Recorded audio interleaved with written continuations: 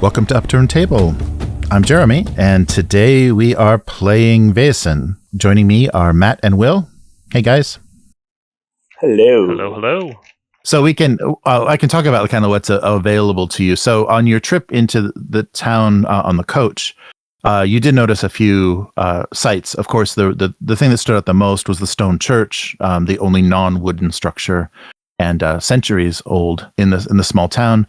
Immediately when you approached, so this is the looked like a center of social activity in the village itself. So people were coming and going, and you heard music and laughter there. Kind of like a hall or something. Yeah, like a meeting hall, like a social. So yeah, all the social activity is based there in the village.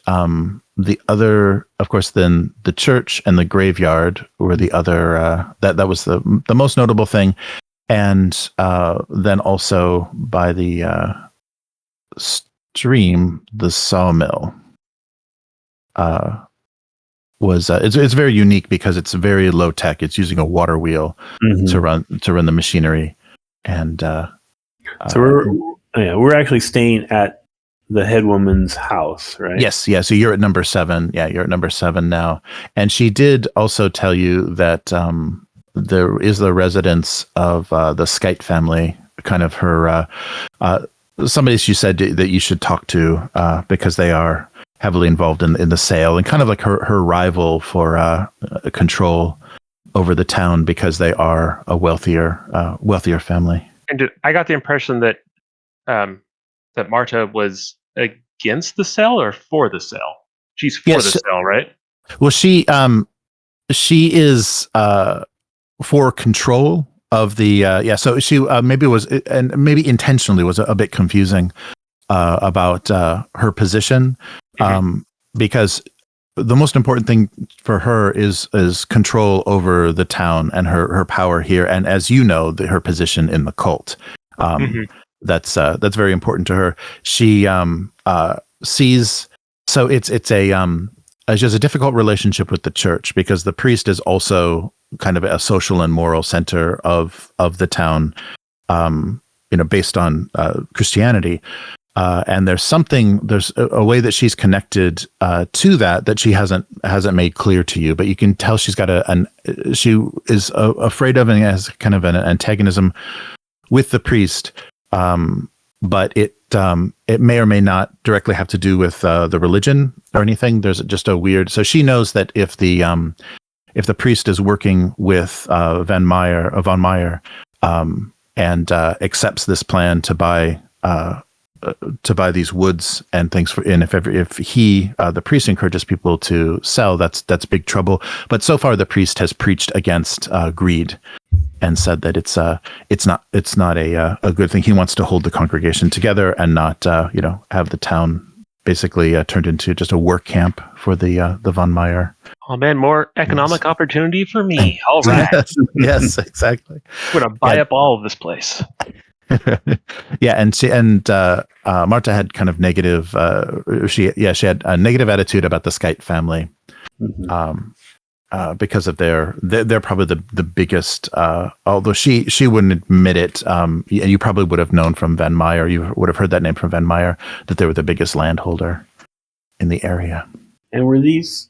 Did she tell us much about the church? Like, were they those kind of annoying evangelical types, or? No, it's a very old. The priest that's there has been there for decades. He's there since he was a young man, and he's quite old now. So he's been there for his entire life, and just is seeing it as this little outpost. I don't think he's basically trying to spread it. Not in the same way that you dealt with in the Wrecker Isle, that kind of evangelical. So it's a small church that's just wants to be the spiritual center of the town, and kind of he's not needing to convert. They're already there. Yes, probably. Yeah, right. They're very established, and he sees himself as because they are so remote and self-sufficient. This is the only access that that the villagers have to the Word of God. So he sees his role as very important. Okay. Well, I think that's because I don't know like how much time I'm going to have, and actually, so okay. what time? Like, once everyone's adjourned and we've gone to our room, what time is it? I'd say it's probably so you're after dinner and you had drinks. So it's probably by the time everything's settled, probably like 10 p.m. and everything is just quiet now in the village. There really isn't any activity at all.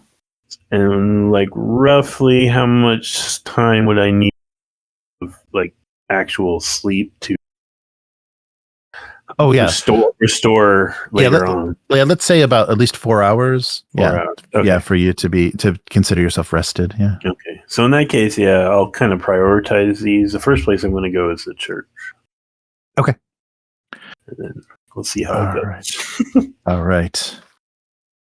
So you can make your way. So since everything is right against the tree line, the edge of the forest, you can make your way around there, or you can kind of risk. So there are maybe some lamps or some things that are left lit at night just for ease, and some of the fronts of the houses may have. There may be some dim lighting. I'll make for the tree line, but I'm not going to go so deep that I can't like see out into the village at all. Okay. All right. Good. So once you just do a straight stealth roll to make sure that you didn't disturb any. Or first, I guess, to get out of the house. Yeah. So to leave from the second story, let's do stealth. Shit. Oh, stealth. Okay. Yeah, stealth. Yeah. And are you going to? Did you bring clothes and stuff that are going to give you? I brought my sneaky get clothes. All right. So I definitely will be wearing those. Okay. And that'll give you +1. What was the mechanics? We put it down as 2. Okay. Good. Yeah. +2. I will. All right.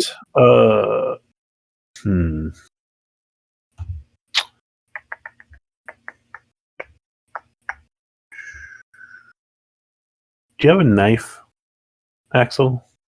No, I have a tinderbox and a compass, a magnifying glass. Don't want to.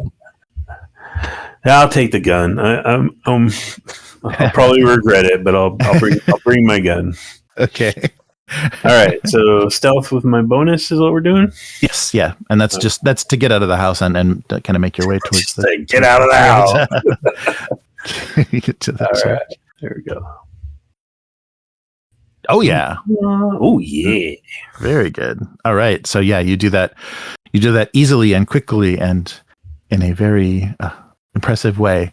Yeah. So you can easily then. So that was a really good roll. So we won't worry about. We need our tokens, so I know where I am when I need. Oh right. To come rescue me. That's right. Yeah. Help. That's right. I'm so asleep, I won't come rescue you. You'll have to rescue yourself. That's how it works. It's wrong again. What the hell? Yeah, that's so weird. That is weird. I like that it's dark, though. That's kind of fun. Yeah, right. There we go. All right. All right. So you can, put yourself. So I make it all the way over to the church? Yep. Yeah, that roll, you definitely. And so, you walk behind the Skype house, and there is a light on in one of the, like a lamp on in one of the bedrooms. So it looks like 2 bedrooms are occupied in the Skype house as you make your way past it. So yeah, you're all the way to the church. So where do you want to specifically go? The graveyard or the church itself? I'm gonna go to the graveyard first. Okay. How do you move the map around again? God damn it! Is it right click? Control and arrows moves stuff. Oh, arrows. The wheels. Okay. Yeah, the arrow keys. Cool. And the wheel zooms. There's probably another zoom on keyboards. You're twisted around. Okay, cool. All right. So the church. All right. Yeah, so it's a so you make your way around the church. It's a somebody's moving me. pretty significant stone building, and quite old. It's definitely centuries old. The from the research you did before leaving, this could date. It's medieval, so it could date from the 13th century. Could be that old that this church was built. And reminder of a bygone era. So a gray stone facade.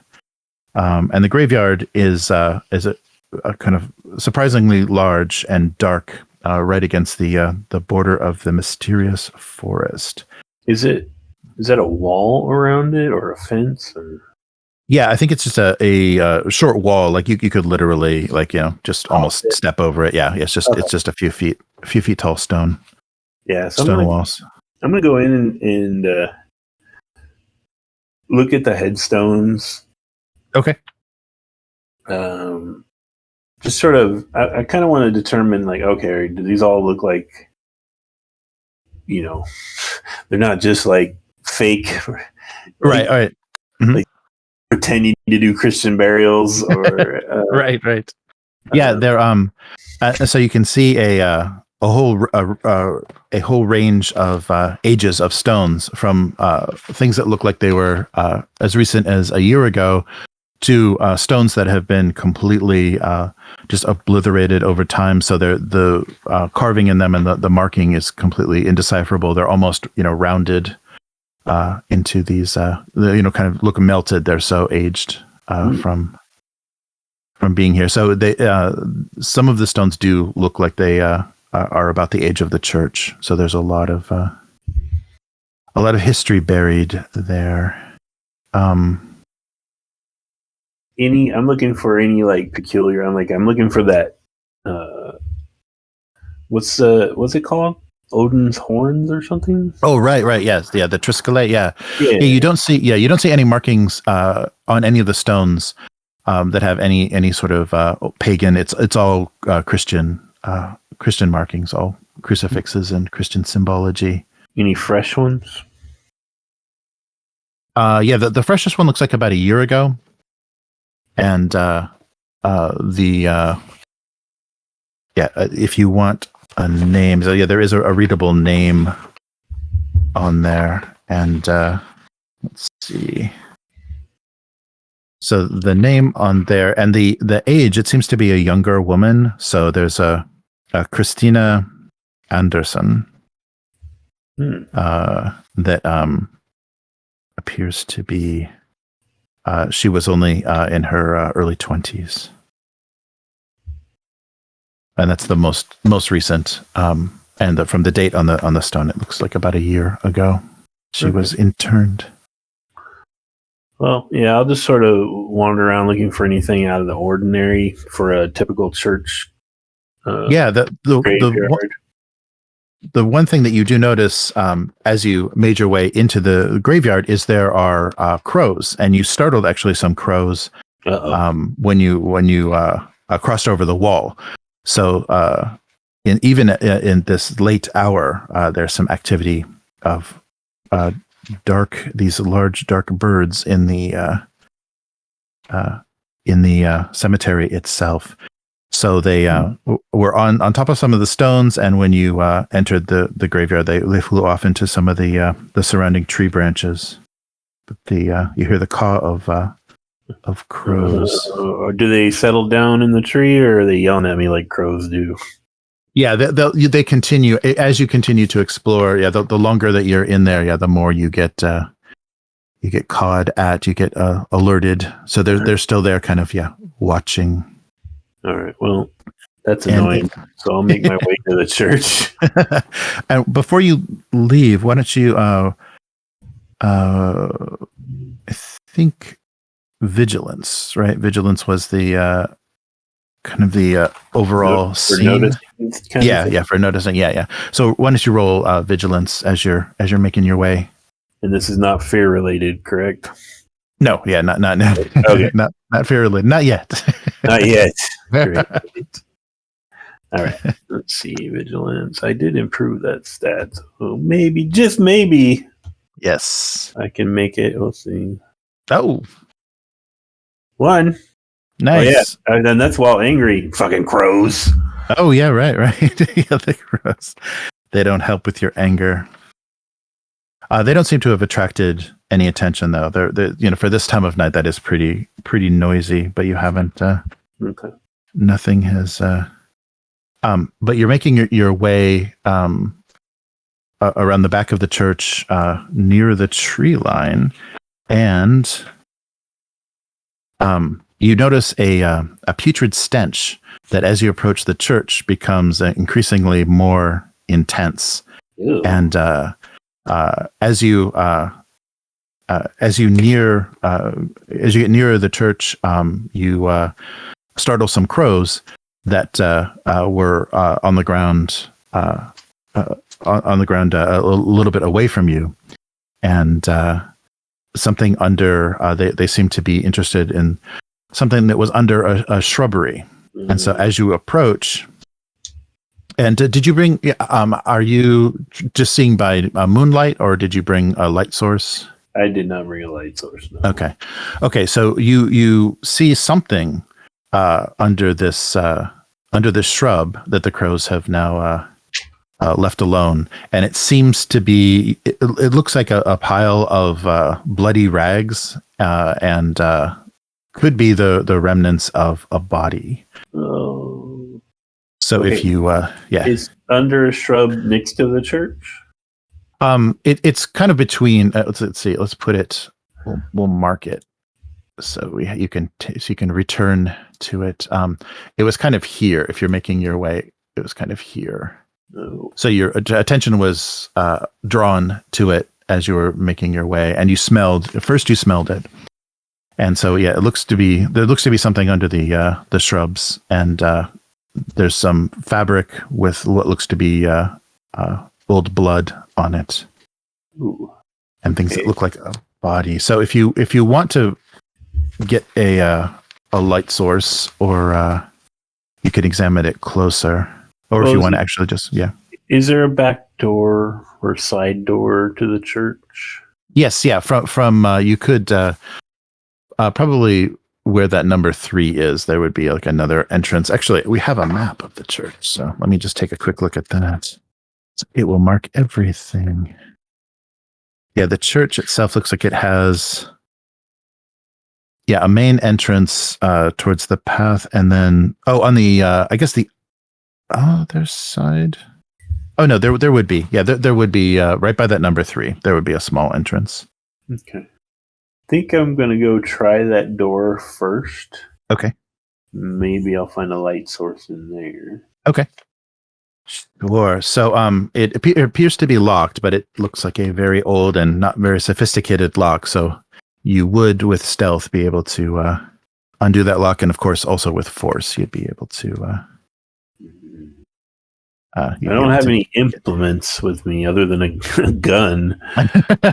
Oh, right. Yeah. Let's see. Do they have? Well, you Huh? I said shoot it open. I was joking. Never mind. Continue on. Hey! Sorry.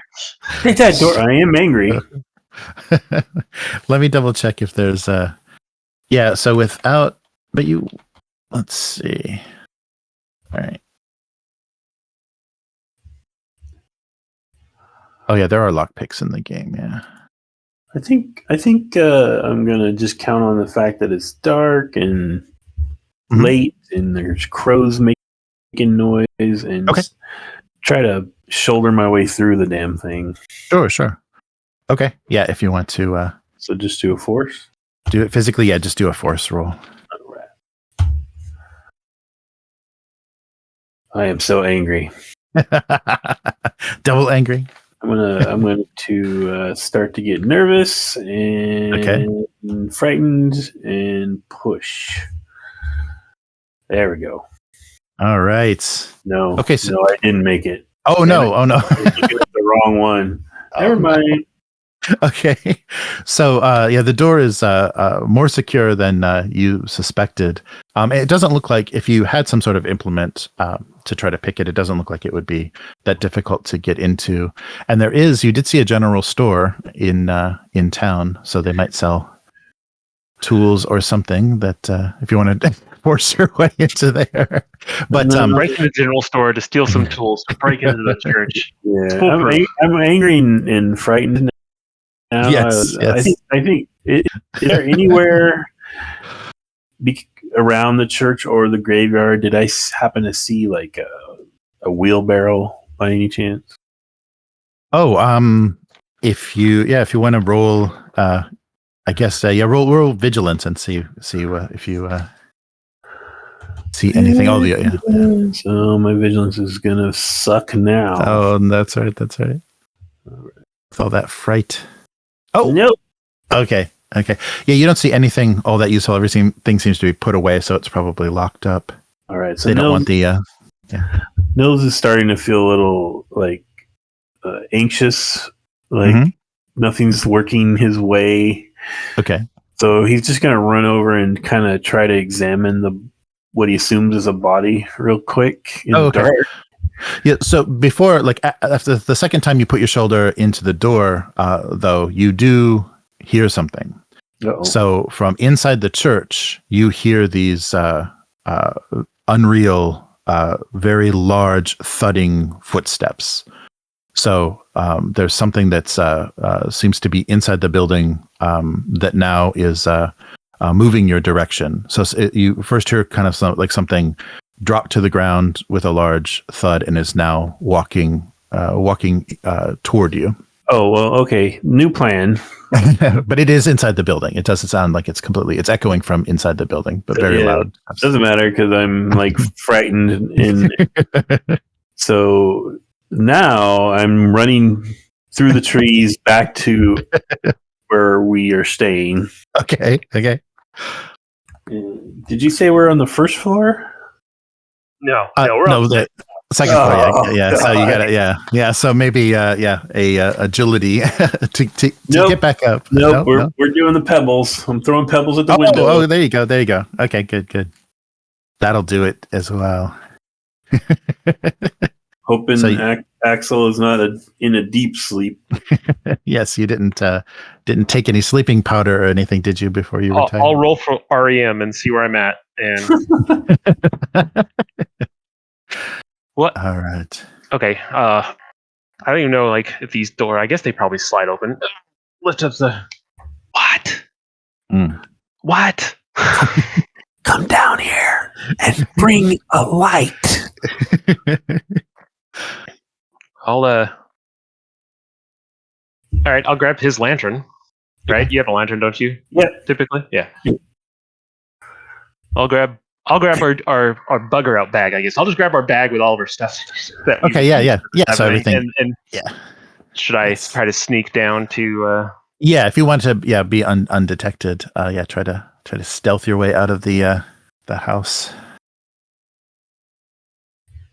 And Nils can help because he's on the ground floor, so he can help you kind of make it out silently. He can help you down, so you don't have to jump or anything. So yeah, take just a +1 to the stealth for Nils being outside and saying, "Don't step over there."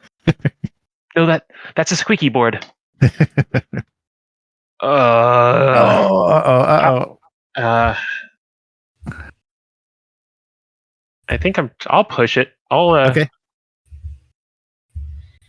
think I'm exhausted. Oh, right. Yeah, you've been awoken. There we go. All right. Okay. Yep. So you make it down, and Nils' stealth is still with him, so he was able to make it back. What's happening? Quite a roll. I found a corpse, and there's something big moving in the church. Like a beast with red eyes, big? Like larger than human footfalls.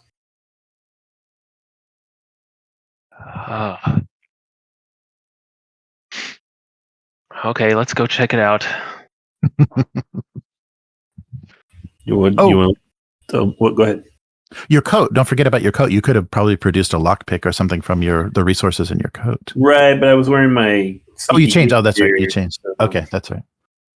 Oh, I left your coat upstairs. You want me to climb back up again? Nope, I feel safer in this. All right. Do you want to look at the body first, or do you want to listen at the scary door first? Well, let's go look at the body. That will give us a better idea of probably what's stomping around inside. All right.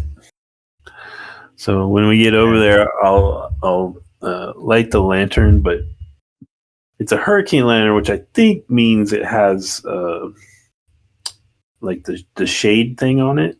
I don't know. Oh, right. Okay. So if it does, I'm going to try to direct the light away from town. Oh, sure. That makes sense. All right. Oh, am I changing? What's going on here? I'm playing with this light source. Oh, I see. It's got a on-off switch. All right. Yeah. So yeah, sorry, I've moved it around, but it's about there. Can you still see that? Yeah. Or is it off? Okay, cool. Axel's running out of town. It looks like. Nice. Ooh, there's a bunch of. Oh, here we go. There's a bunch of light effects. Let's see if that does anything. It's pulsing. That's creepy. Yeah, there we go. Yeah, it should. Yeah, so that's like a torchlight pulsing. Oh, okay, cool. Nice. That's cool. Cool. So you make your way back over to where Nils saw something under the shrub, and when you approach with a light source, you see that it appears to be a body that was seemingly dressed for some sort of fancy occasion. So a very fine suit and garments are on the body, along with a lot of dried blood, and basically the from what's left that isn't torn into bloody rags, you can tell that this was a fine silk suit, and someone was dressed for the evening. The body does look human, but more like something that was thrown through a potato masher. The limbs are broken and pointing in different directions. The chest is facing towards the ground, but the head is twisted up, staring towards the sky. And it looks like one of the crows has pecked out one of the eyes. There's an eye missing. Mm. And the jaw is broken and kind of dangling, savaged off the face at an odd angle. There are large cuts on the side of the head, along with patches of bare skull. Tiny marks have been pecked on the body in various places, probably from the crows. The now dried blood looks almost like soil. It's been the body's been resting there for a while, and despite the grotesque state of it, you can still see an expression of fear on what used to be a man's face, and it appears that this person died with feeling intense fear as they were being torn to shreds. It looks like we may have found Godfrey. I'll kneel down and kind of pat the body down a little bit, and then trying to use forensic knowledge. If there's a large incision somewhere in the abdomen, I'll stick like one of my fingers in and see how the internal body temperature is to try to get a rough idea if it's died like the last 24 hours or been out at reach room temperature type of thing. Okay. Yeah, so you can either roll medicine or learning to kind of assess the body.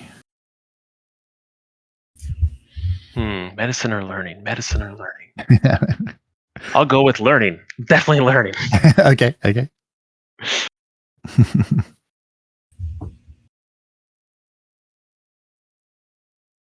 Yep, that's a goopy dead body, all right. I got a 1 though. Oh, good. Okay. Good. Yeah, so the body appears that it's been there for a few weeks, more than 2 weeks, from the coloration of the blood and the condition of the corpse itself. It's been picked at by crows, and it's obviously a man. You don't have any photos or anything of Godfried, but this appears to be Godfried Hammerstrom. Just from deduction, the type of clothes he's wearing, the more stylish, expensive clothes you wouldn't expect anybody. Yes. And based on these blowfly larvae, those take about 2 weeks to reach this stage. I'd say his body's been here for nice. That's about his time he went missing. So it looks like he's been torn apart by a bear or a large wolf, possibly. Mm-hmm. Does it appear like it was moved here, or does it look like it's been laying here for 2 weeks? Oh, it looks like it's been laying there. Yeah, it doesn't look like it was moved from. It looks like it was basically thrown there. That was the final place. Its final resting place. I'll turn around and look at the church that's like 50 feet away from me and be like, corpse has been here this whole time, huh? Okay. Yes. And Yeah, and looking around on the ground around you, you don't see any signs of it being drug or anything. In fact, you see signs of what would have been a struggle. There's parts of the earth that have been disturbed, so he was threshing around and thrown around here. So there's claw marks also on the ground. There was the altercation took place here. I suddenly feel much more threatened in this town, Nils. If this body's been laying here this whole time, I realize it's behind the church, but you checked his pockets.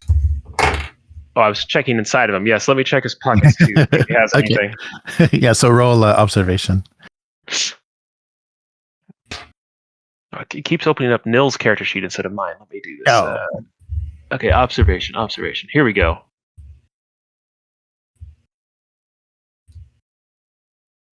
No, I don't find anything. I don't think. Okay. No, Nils. He doesn't look like he has anything on him. Let me see.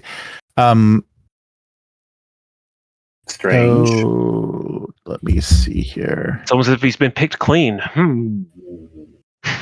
Oh no, you do find. Okay, so you don't find anything out of the ordinary. It looks like he was completely like this was all the work of an animal. There's no bullet holes. There's no nothing that looks as clean as a knife injury on his body. And in his pocket, you do find a note. You do find a piece of paper that is addressed to him, and it reads, "To G. Hammerstrom.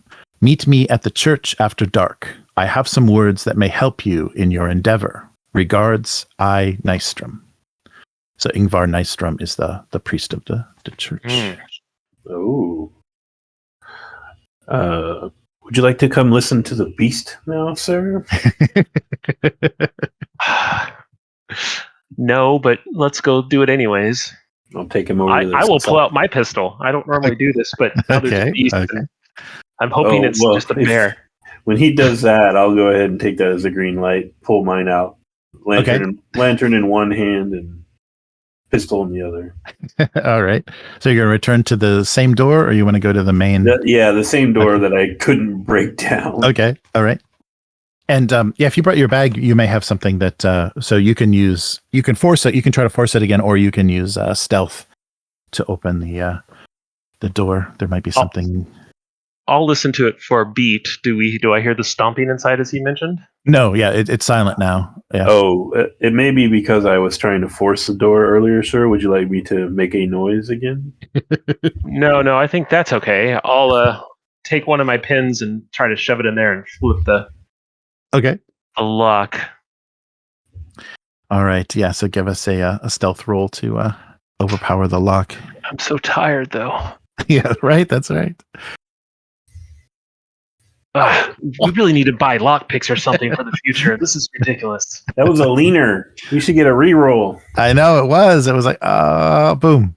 Well, see, I can't. I still don't see anything. So for me, it just says 0 successes. It was a leaner. Well, does Nils want to give a shot? Yeah. Give it a shot. Yeah. Just regular stealth, or just regular. Yeah, regular stealth. Yeah. Oh, where'd my character sheet go? Did you close my character sheet somehow? That's weird. Uh-oh. Hit C. Does it open it up?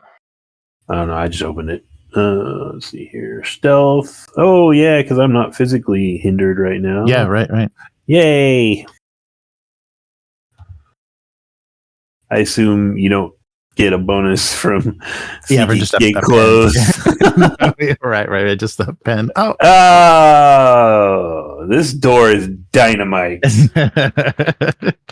Are you exhausted from all that lock picking? I'm not pushing that. I'm already so messed up. Yes. All right. Let's find a window. Oh, there you go. Yeah, so there are several leaded windows all on the outside of the church. You see stained glass windows kind of at even intervals. There seems to be... those aren't... You can't open those, right? Right. Yeah, they're sealed. They're completely sealed.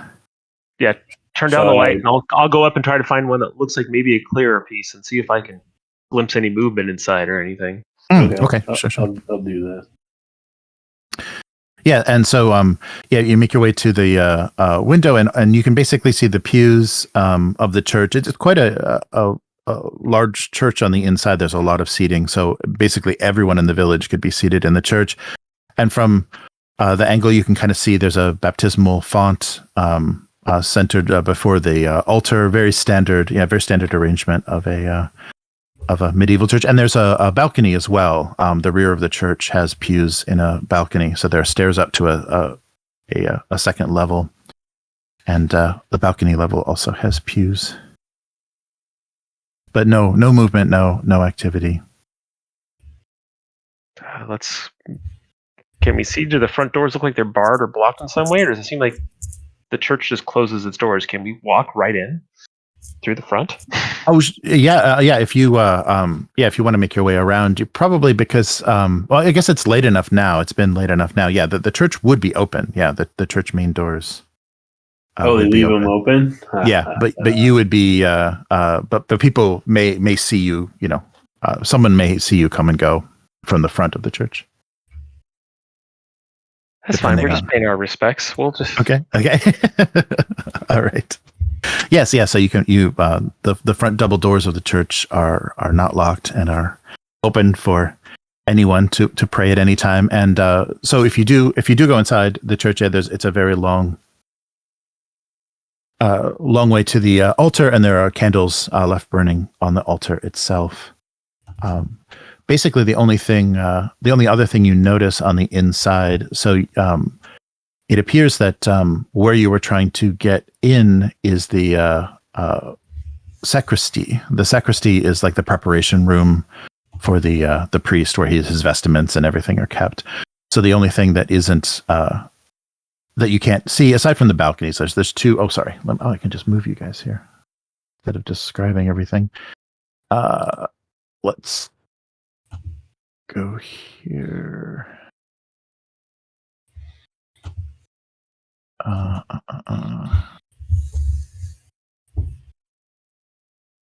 Okay, so here's the church layout. Can you guys see that? Yep. Okay. And so at the bottom, you went up a few stairs to the double doors, and immediately to your left and right are stairs up to the balcony, and then you can see a faint glow of candles at the altar at the far end. I'll close the doors behind us and turn up the lamp. Let's get a good view of this place. Oh yeah. Okay. Yeah, so you can walk around and investigate. So it does seem to be that small room on the northwest corner of the building is where you were trying to break into. That's the sacristy, so the preparation room for the priest. Seems to be. That's the door. Okay. Yeah, that's a door where you guys were trying to get in. Kind of take a quick peek at the ceiling, make sure there's no crazy monsters hanging up there to be creepy. Oh, sure. Yeah, if you want to, just roll. I guess just vigilance. Yeah, as you come in, roll vigilance. Yeah. All right. You don't see any monsters, but you do see that a few of the pews are a little disturbed. So the ones on the western row, west side row of the church near the sacristy is they're a little off of alignment. So it's like something has bumped them. Okay. But you don't see any footprints or any other signs of damage or anything. Everything seems to be in good shape. Do you think you heard it inside the sacristy area, Nils? It was close, right? When I heard it. Yeah, it was close, but it was a very large echoing sound. So it sounded like it was in the main part, and it came toward you. Yeah, it came toward you. So it sounded like it was on the far side of the church. It dropped down and came toward you. These pounding footsteps grew louder, coming towards you. So not like quite. It wasn't like on the other side of the door sound to you. Yeah, much more reverberating. The stairs at the entrance go down or up? Down. Yeah, the front entrance. Yeah, there's a few steps up to the double doors of the church. Yeah, like and then the stairs that go into those. Those are balconies, he said, right? Yeah, balconies. So those go up. Yes, yeah, those go up. Yes. Perhaps we should go up to one of the balconies and make a noise or something. Is that what you'd like to do? I think you should go high and keep the light as bright as you can. Like turn that wick all the way up, and I'll move forward. I feel more comfortable with you up high watching me. All right, but be prepared to bolt out the door. I'm always ready to run. Okay. Don't you worry. I will take the balcony on the right. Okay. Oh, see, I was thinking left. See, this is why we don't work. Okay, so Aksel remains on the ground floor, and Nils will go up to one of the balconies. Yeah. I'll basically try to spotlight him with the lantern. Okay. I'll put away my pistol in case I run in. Like I'll put it in my pant belt type thing, so I don't have a pistol in my hand in case suddenly there's a priest in here. Right. There's a priest. He's a werewolf. That could be true. I don't know anything about werewolves. I'll work my way up. So you said that a couple of the pews on the left over here, right? Are yeah, by the baptismal font. Yeah. They were knocked out of alignment. They're a little off position from the rest of the. You took the note with you, right? Yeah. I'm sure I have that note on me. Okay, cool. I'll move up to like the first one of the disturbed pews. Okay. And just take some wild swings in the air in case there's something somehow invisible directly in front of me. Okay. Yeah. No, you don't see anything. Yeah. You don't turn around and give a wave to Nils. Sir, is this the standard? Is there a bunch of Bibles in these pews, or does everyone bring their own Bibles, or is this the type of time period that like there would only be a Bible that the priest was reading? And well, it'd probably be a hymnal if there's anything. Yeah, right. Yeah, that's right. true. Okay, well, I'll look around and see if there's any literature like that, and then if there's anything in those, I'll pull them out and see what if there's any unique hymns or anything like that. Oh, okay. Yeah. There would be hymnals. Maybe behind. I guess they're listed as benches, but I would imagine they would. Yeah. Be. I guess it is they may be just simple benches. So underneath the benches, there are hymnals that have a little shelf where they rest, and just flipping through it, you notice it's all very familiar, very standard, nothing strange, nothing related to nature, spirits, or anything. It's all very it's all very much about Christ and his salvation. Okay, I think I'll pocket one of those. Okay. Even though it probably doesn't have anything, but who knows? I'll move forward to the baptismal font. Does it have water in it? Not at the time, but Okay. it will. Yeah, if there are any if ceremonies, it would have some water in it. But it's just a basin, just a simple Does basin. It, look like. Because I'm trying to get a read now of how Christian this church is. Does it look like water has been in it recently? Is there water? Oh. What do you call water spot type stuff in it? Does it look like it's had liquids in it? Or is it... definitely. Yeah, it definitely has been used, and the church itself, everything in here is at least a century old. It feels. Things feel very very old and very original to just from context and your experience or knowledge of architecture and things. Everything seems very appropriate to a church built, maybe the 13th century, late 13th century. So it's hundreds of years old, and everything inside is appropriate to that. Even the leaded windows and everything all appear to be nothing is new and nothing is kind of strange or out of place. All very. And these are all windows on the east wall, correct? There's no doors over here that go out to the graveyard. Right. Okay. Yeah, windows. Move forward up to the altar itself and see if there's anything of interest there. Okay. Yeah, there's some candles lit at the altar and the little alcove with I would imagine some statuary. There would be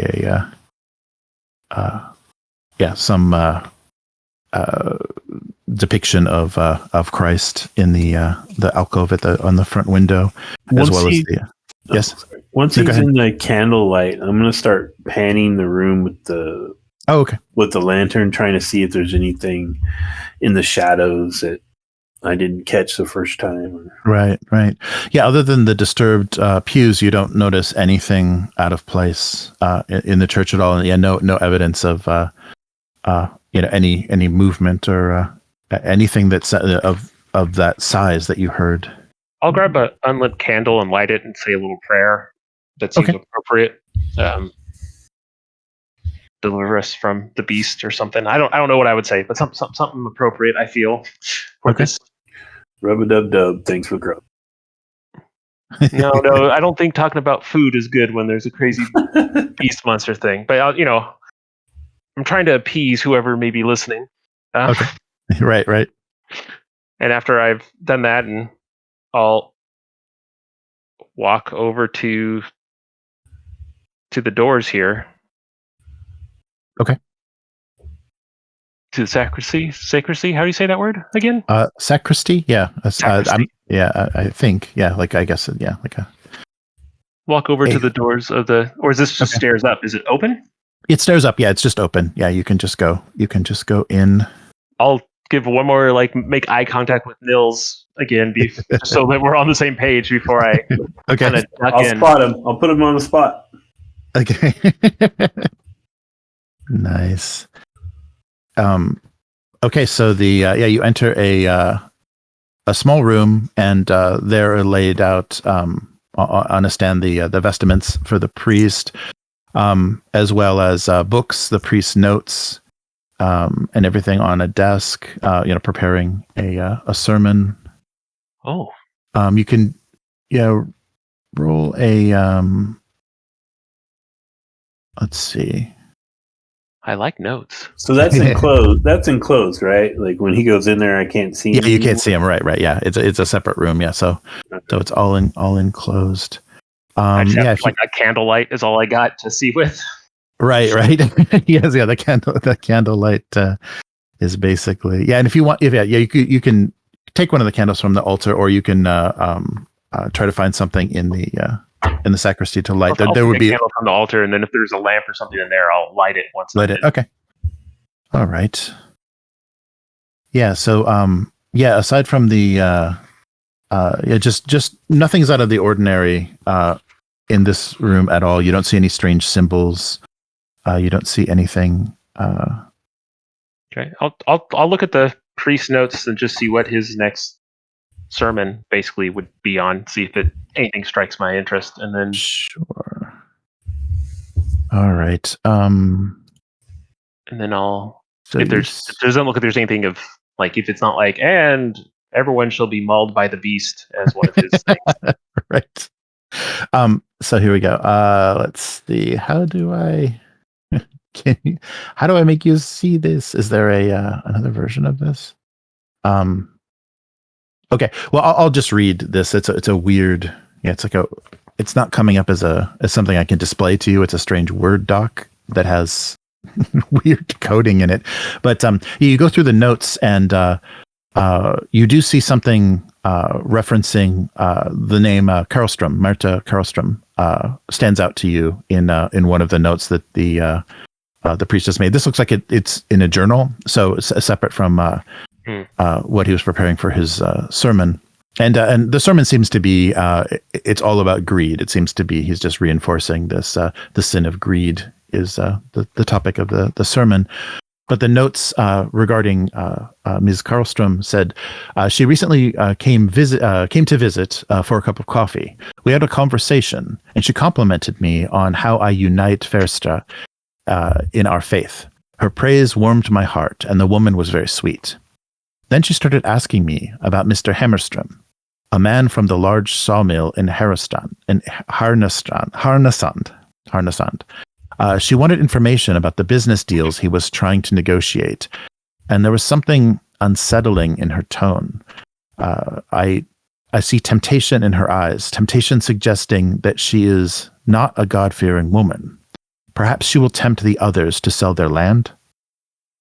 So that was the the extent of his notes.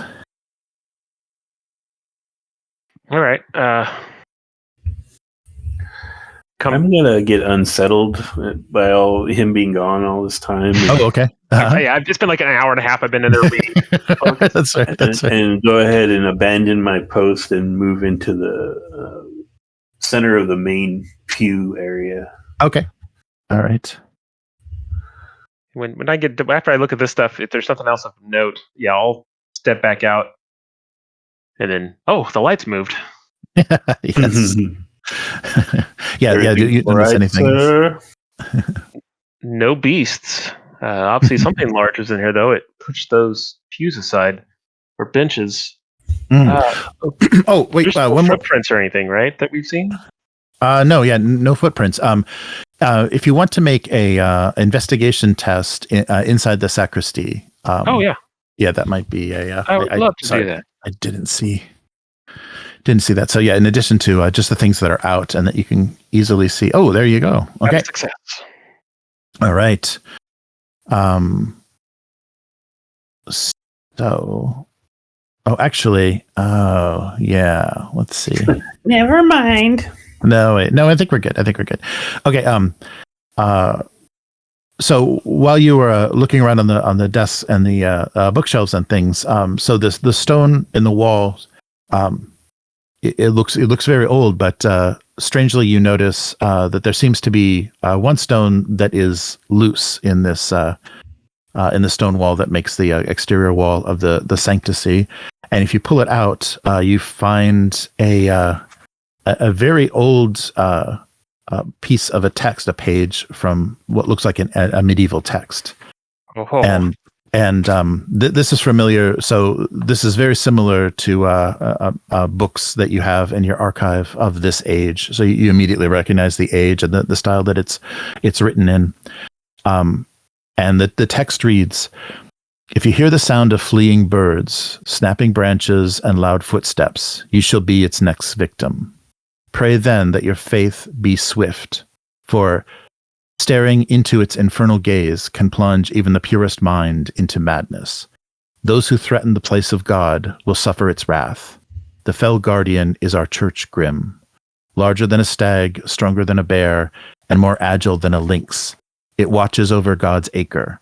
Running faster than a horse, it hunts down anyone who endangers this place. It rests at the place where God's eyes are watching." So you can take that with you, or return it to its. No, I'll put the rock back, but no, yeah, I'll keep it. Okay. So yeah, it's making reference to a church grim, and that was capitalized. The name.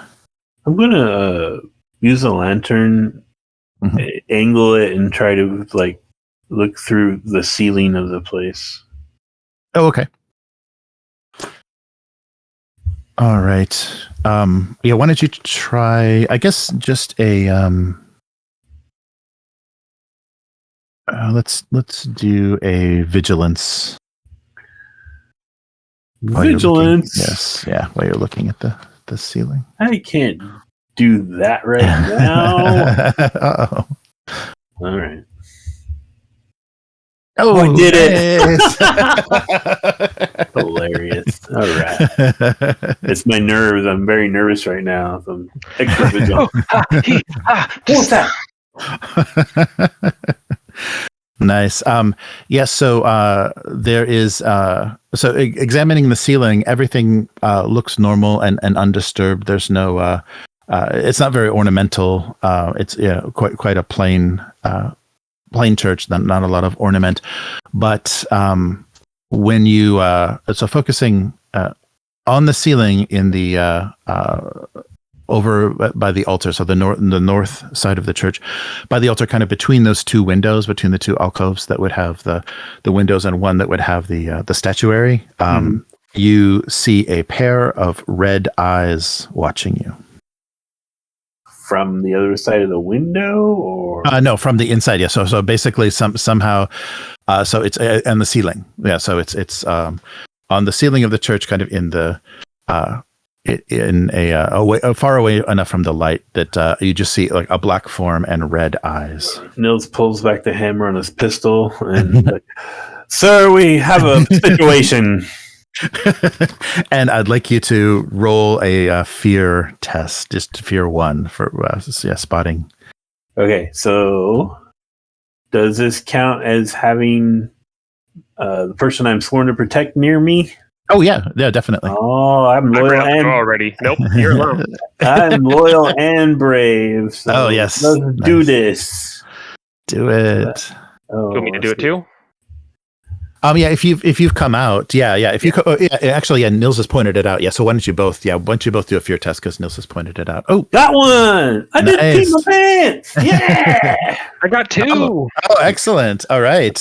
So having just read that text and having Nils pointed out that on the ceiling where God's eyes are watching is in fact perched some dark creature in the shadowy curve of the altar. Yeah, I'm holding the lantern up high, gesturing at it with my pistol. I'll immediately start loudly like saying a prayer. Like, okay. Like just like everlasting Father, my will preserve, under your grace. I don't know. I'm saying a bunch of stuff that's like, like. Sound like you're making it up, sir. Yeah. Well. Yes. Yeah. William is because he doesn't know the prayers, but I pray for faith and to keep going. I know that yours is that which will make us live forth for another day. I don't know. I'm just making shit up now, but yeah, I just start doing like what I think is an appropriate like godly prayer, and I start moving hurriedly towards Nils to try to get us out of the church. Okay. All right. Yeah. So you aren't stricken by fear, but you do see these red eyes peering and rather large red eyes peering from the corner of the altar, and it just seems to be watching you, following your movement and kind of maybe waiting to see what you try to do next. So is it literally just red eyes in the darkness? Like we can't make anything out? You can't make out any form. The scale of the eyes seems like it is a large form, but it kind of disappears in the shadows of the ceiling. All right, I'm gonna kind of with lantern and pistol. I'll walk backwards out. Let Aksel take the lead. Okay. All right. Yeah, I'll just reach back and grab him by like the back of his coat, his sneaky get clothes, and all right. start walking towards the door as I continue loudly and trying to appear confidently saying a Lord's Prayer. Okay. All right. Why don't you both, as you're kind of walking backwards out, both roll agility, just to see, Oh no. I have a little bit of that. Let's see. No. Oh. I got it on my 1 dice. Oh, nice. All right. So, show off. So you make your way. You make your way past. I fall over backwards and drop the lantern on my head, or what? So, unfortunately, Nils cuts the corner maybe a little sharply and clips the last pew. The last pew in the western row, kind of knocking it out of place, and immediately you hear a howl from the corner of the church where you see the beast itself. So the thud of the bench on the stone floor just being knocked out of place is enough to as you're exiting, as you're making your exit out of the church, you hear that same kind of large thud as a beast seems to have hit the ground on the stone floor, and these pounding footsteps are moving towards you.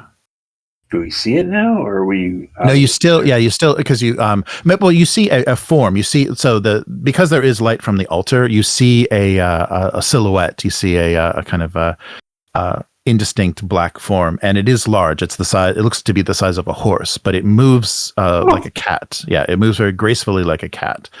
And you just see it coming towards you. But I would imagine, unless you do want to stand, and get a better look at it, I would imagine you just got a glimpse. Frightened state, I right? think. Okay. Yeah, you do get a glimpse of it. After stumbling and that happening, I think I switch tactics, turn around and run. This way, sir! Yeah, so that description, so for Aksel, that description seems pretty accurate. It's larger than a stag, about the size of a horse, and moves very, very agilely. And started coming towards you. So you hear those same thudding footsteps as you make your way out the front doors of the church. And if you close the doors, the footsteps. I close the doors as soon as we get outside. I close the doors, and then there's no way to bar it on this side. But then kind of lean against it for a moment and keep saying a prayer. Just keep saying the prayer. Okay. And everything will be cool. Yes, and then the footsteps stop, and you don't hear any growling. The crows, though, are disturbed. You hear a flutter of crows in the cemetery behind the church. And you did as well, Nils, like earlier when you heard that thudding sound, it disturbed the birds as well. But no broken sticks, right? We don't hear any. No broken sticks. Yep. So it's not your time. after 20, 30 heartbeats, when it doesn't seem like it's busting down this door.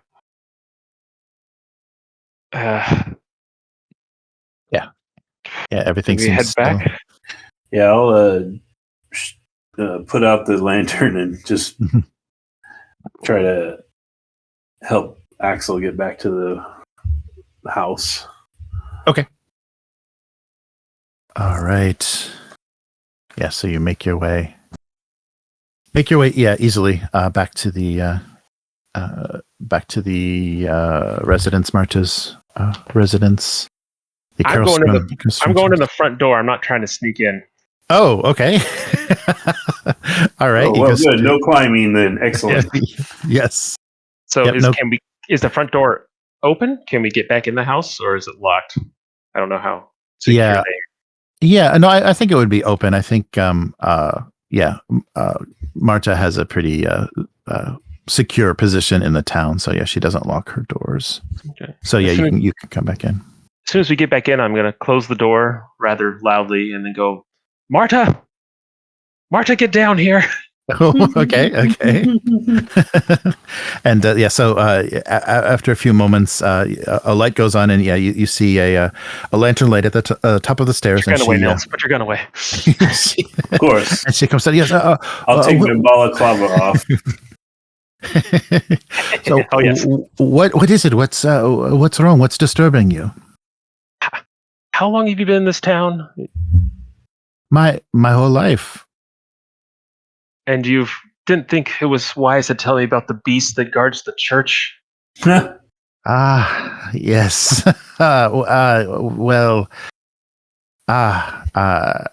It's a local legend that we all are aware of. Yes, the Grim, of course, that guards our church. Yes, it's people have seen glowing eyes, and there's been. And have you seen those glowing eyes?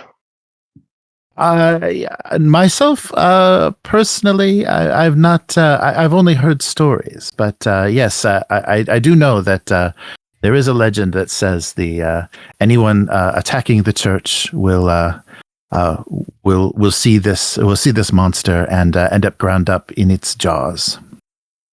Well, I believe that's what happened to Gottfried. And to tell me, did no one think to walk behind the church ever to see if his corpse was laying back there for 2 weeks? You found a body? Oh my goodness! This is we should get someone to investigate this right away. I would imagine, though, anyone with a connection to a large beast this powerful would be someone that you wouldn't want to cause problems for. So I think it's very important to be careful in these situations. If this legend is in fact true, we may want to be careful. We just came face to face with this beast. Oh, well, I guess it's not a legend then anymore. I thought you said you were a member of the Free Ones. I thought you said that you knew things. I do know things. I thought that we had a connection, and I, in good faith, went to the church to investigate and almost died tonight because you didn't tell me about this. What other legends, what other beasts in the area should I be aware of? I think this is probably the most important one to know about. I would think that now you know that you need to be very careful. And if you hear a bell, if the church bell chimes, that means that the beast is hunting. Hunting. Yes. Nils, pour me some sherry. Right away, sir. Wait, she doesn't have that here. Pour me whatever they have that's nice here. Yeah, I'll root around her liquor cabinet if she has one. Right. Seems, sir, that if it's a protective beast, why would it be hunting? That is an excellent question, Nils. Why would a protective beast be hunting? Well, as I said, someone associated with this beast may have a certain amount of control. So I will leave you gentlemen to retire for the evening. I myself am very exhausted, so I'm glad that you are unharmed. But I suggest you be careful at night. You never know what is in these woods and what could harm you. So good evening, gentlemen. And Marta makes her way back to her room. I'll sit down in a chair. I'll hand him a glass. I think I'm being played here, Nils. I think we are, sir.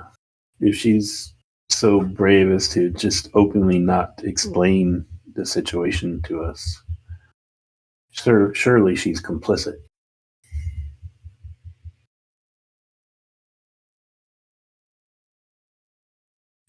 I thought it was the priest, but maybe... Where is the priest? He doesn't live on site. I thought it would be a cell there for him, but... you didn't see any room. The sacristy was the only room in the church, so he has a small cabin in town. There was no public house or anything in this town, right? The village hall. Yeah. The village hall, that kind of that center of. I meant more like a socializing, like a government. Well, there is drinking and socializing there, but you didn't notice any. You didn't notice any specific tavern or anything. It was very very simple. The facilities in the village are very simple. Well, sir, it's been long, and she's clearly not going to give us more information tonight. Maybe we should retire. Yes. Maybe we should. Here, it wasn't like in an old dialect, right? That sheet of paper. Nils can read it, I'm assuming. Oh, yeah, he could read it. I'll say, here, read this and try to glean anything from it you can. If we had to face this thing, this is the only facts we have so far. And can you give me a once over again what that thing said? So what is it? Properly stab this thing in the future? Oh, sure. Yeah. So the text mentions if you hear the sound of fleeing birds or snapping branches and loud footsteps, you shall be its next victim. Pray for your fate; it will be swift. Staring into its infernal gaze can plunge even the purest mind into madness. Those who threaten the place of God will suffer its wrath. The fell guardian is our church grim. Larger than a stag, stronger than a bear, and more agile than a lynx, it watches over God's acre. Running faster than a horse, it hunts down anyone who endangers this place. It rests at the place where the Lord's eyes are watching. Okay, so rest at the altar. What was that bit about after you're its next victim or whatever? Oh yeah, so the signs of its presence are the birds fleeing, the snapping branches, and the loud footsteps. And Marta indicated that the bell also is a. Be careful when you hear the church bell. But what was the next passage like after the branches and footsteps? Oh, sure. So pray your fate will be swift. Staring into its infernal gaze can plunge even the purest mind into madness. Okay. Yes, yeah. Yeah, so that and with the obsession that Nils, the other Nils, had with the red eyes and his mental condition, that seems to be the fate he may have suffered, is madness from the gaze of the grim. It seems that because it had been so long, it had been 2 weeks, and he had still been in that horrible state. That may have happened. Hey, thanks for saying that, Nils.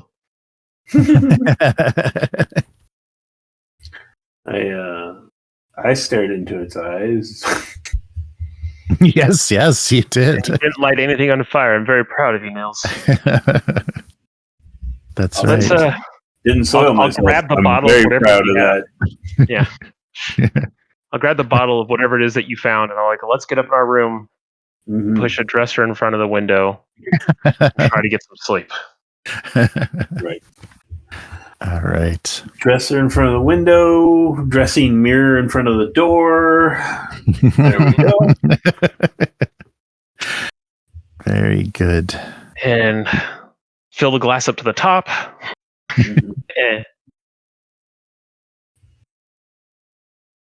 All right. Yeah, you have enough time.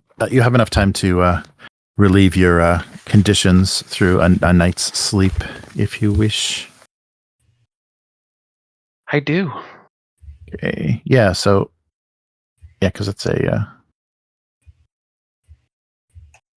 considerable rest. Let me just double check if there's actually any, if it's spelled out anywhere.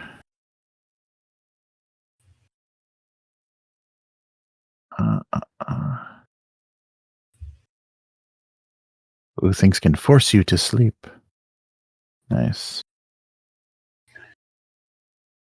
Did you bring any books with you? Did I bring any books? Yeah. No, I didn't bring any books.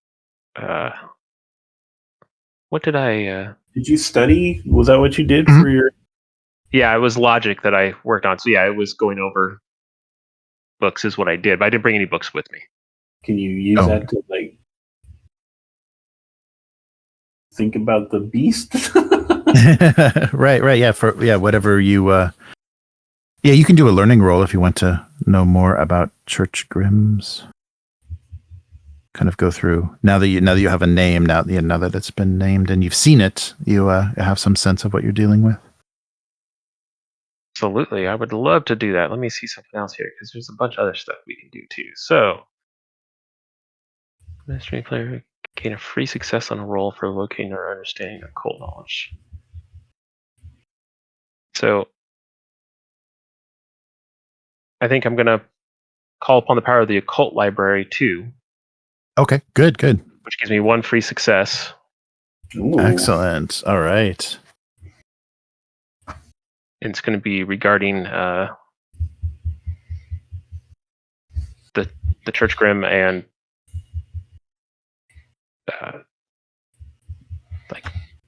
who actually motivates and kind of empowers it, I guess, is what I'm looking for. Right. But Okay.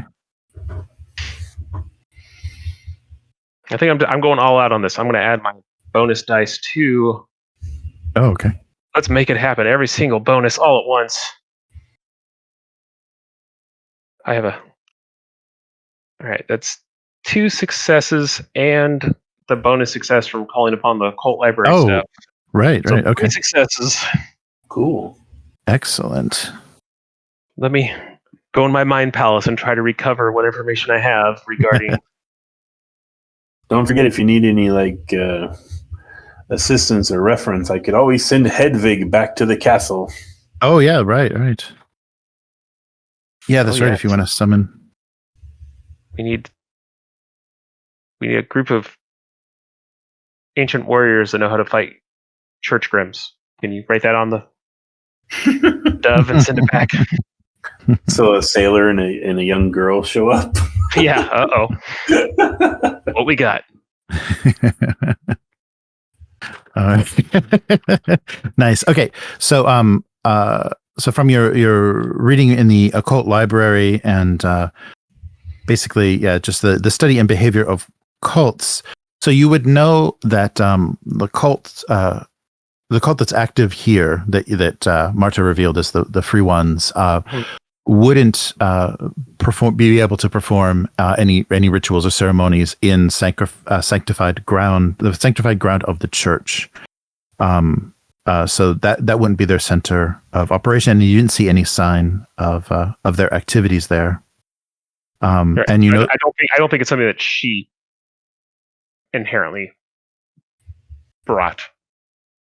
Right. Right. That she. It's not something that she brought. That she brought there. But it does guard. It does guard the church. Is used to neutralize all threats. Keeps watch inside the church. And you do know that does make sense. She mentioned the ringing bell. The church bells are heard before someone is killed, so it's often a sign that the church grim has been sent to hunt an enemy of the church. Let's see. Does it seem like this thing can range far and wide if need be? It doesn't. It is always reacting to threats from the church, so it will probably stalk something that it's been told to hunt, or it sees as a threat, probably as far as it needs to. But it is always based back at the church. It will always return there. So I don't think it would be crossing water or doing anything that severe, but it would hunt you as far as it could. And as far as the cult, so and you also know that the free ones would be related to, so the prosperity of this area, so similar to the occurrences that you run into before, the activities of the cult are ensuring the prosperity of the area. The fertile soil is the result. The lush forest and the fertile soil is a result of their activities. And at least once per generation, they perform a human sacrifice. Ooh. To ensure this. Yes, and also that the cult members witnessing these sacrifices does give them the ability to see Vaesen, similar to your own sight. So the members of the cult would be sighted and would be able to see these creatures. If that church grim is invisible to normal people, that's even more terrifying. Yes, right. Sitting in church. And you would think there would be some sort of recognition. There would be some sort of item or apparel or something that is uniting the cult. That they use during rituals and that identifies cult members. And so let's see. Yeah, so you're suspecting that it's a blood cult, but it's odd because the cult itself uses Latin, and so that's a little odd because and you knew this from the past, so that their rituals and their beliefs are a strange kind of fusion or hybrid of early Christian beliefs and pagan beliefs. So kind of there is some overlap there. So they have an odd kind of view of this nature's power and a blood god involved in it. So there is some influence from early Christianity. And that's why they're not using Swedish. They're using, and they're not even using archaic Swedish. They're using Latin. I think that's good. But there is, and also that commonly for these blood cults, that their rituals are usually performed underground. So I think that's a good good sampling of what you would recall from the occult library and everything. Because it's three successes, right? Yeah. That's good. But I don't think that the cult has anything directly to do with the church grim, right? Or do I? Yeah. Well, you would in a think, process. yeah, the fact that they would be able to see it and probably interact with it. Yeah, you do think there's some sort of connection, and it may be just a relationship of convenience. This grim may have existed for centuries, and they're just taking advantage of it, of it existing around this church. Sounds like we need to search for a sub-level of either the church or maybe the hall. We're under this estate, this house that we're in. Yeah. Oh, we also need to find that damn priest and give him a third degree. Right. Well, he's probably doing the morning service pretty soon. Yep. Yeah, that's true. But I feel like I still want to fill out Marta some more. I don't think she's going to cooperate, sir. Yeah, I know, but I was a little hot-headed last night, and I feel like I need to try to get back on being on her side. At least she may think we are trying. Oh, we jumped to morning? I missed that completely. Oh no. I guess no. not. Yeah. You could still be. Yeah, I thought you would have stayed up a little bit. The roll would have been. Still at night. There's still plenty of time for you to get the rest. Because I need to go Mimi's. I'm scared and angry. No, actually, yeah. I definitely need to sleep. I mean, in the morning, I think I'll. Okay. I don't mean right now in the middle of the night. Obviously, she was a little haughty right then, and. Right. Yes. Okay. I mean, it can probably knock down that mirror, but at least it'll be noisy. Okay. Exactly. I'll put all our baggage in front of it too. Yeah. Oh, yeah. That'll stop it. No problem. That extra weight. That'll do it.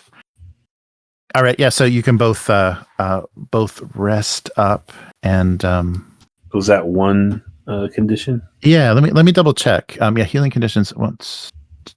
So quiet and safe and stable, right? And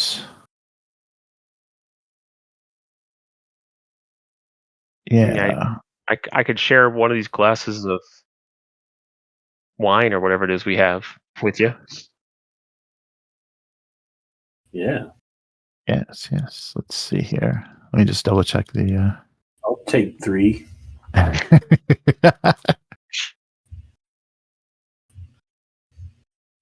Let's search a phrase, maybe.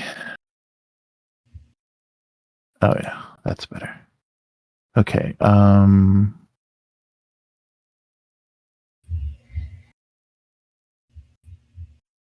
Okay, so you could actually before Nils, because Nils has a physical condition, right? No, I have angry and frightened. Will has exhausted. I have a physical condition. Okay.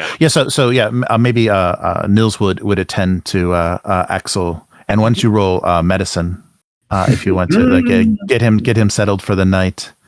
Tuck you in. Get you a little wet cloth. And yeah. Oh, nice. All right. Okay, yeah. So you don't even have to worry. You can stay up and study if you'd like, because Nils was able to relax you. Yes, and through your discussions, and what doesn't Aksel go ahead and roll inspiration, kind of helping Nils understand what they're up against and what this cult. So your successes. You see what it is? It's a blend of all the things that you hate and fear put together. So we should be fine. You should really be rolling successes on that. So that's perfect. Yeah. I was going to say it should be manipulation, like to trick me into thinking you're confident what's going on. Right. All right. Well, I think. Oh, it's a mental condition. So yeah, if you have some alcohol and you've talked a bit about this, you'll wake up without being angered. Nils. Yeah, so both of you. So Aksel I'd rather wake up without being frightened. Oh yeah. No, I mean both. Yeah, I'm sorry, both. Oh, okay. Yeah. Cool. Yeah, because the mental conditions are much more. Yeah. So the sleeping would get rid of one, and then the alcohol could take the boozing. Yes. The boozing takes the edge off, makes me brave again. Right. Mm-hmm. Okay, good. So yeah, you're both the night and a little bit of preparation before bed helps you. Trying not to dream of those eyes. Yes. But you do, yeah, you do see them. You do, yeah. It does. It's not. It's something that doesn't leave you, even though it didn't, break you. Didn't send you into madness. Yeah, just thinking about returning to that church. That's all. That's all you can see of those eyes above the, above the altar. All right. Okay, yeah, this is just critical stuff. All right, so yeah, you awake in the morning and don't hear any activity downstairs. So the house is very quiet, and you know that Marta doesn't have any servants that live with her. But if you want to unbarricade yourselves from your room, you can check things out, or if you want to leave through the window, however you want to. I say that we, why don't we go down and you prepare me a breakfast, and that will give you some run of the kitchen. And if she's around, you can maybe look and see if there's any basement access or anything else underneath the house while you're in there. And if she's not around, or if I have time, I'll look around the house too. Okay. Yeah, so I'm back in full butler gear, and however, I am pocketing my pistol and wearing it on me. Okay. Good. And then I will just very aloofly assume that I've got the run of the place and just go in the kitchen and go at it. Sure. Yeah, you do notice that some things have been left out for you. There's bread and cheese on the table, but otherwise the house is completely empty. Marta does not seem to be there. You don't hear any activity or anything coming from her room, and she's not on the first floor of the house. Well, then while he's making me breakfast, I'll look around the house for. Okay, good. Access, maybe even outside, right? There may be a cellar. There's got to be a cellar. Right. Yeah, you can. Let's see. I can push the sun. And I'll look for the same in the kitchen while I'm rooting around. Oh, okay. Yeah, you don't notice anything unusual. There doesn't seem to be a cellar. How do I get at it? Okay, there doesn't seem to be a cellar in the house itself. There's pantries where canned,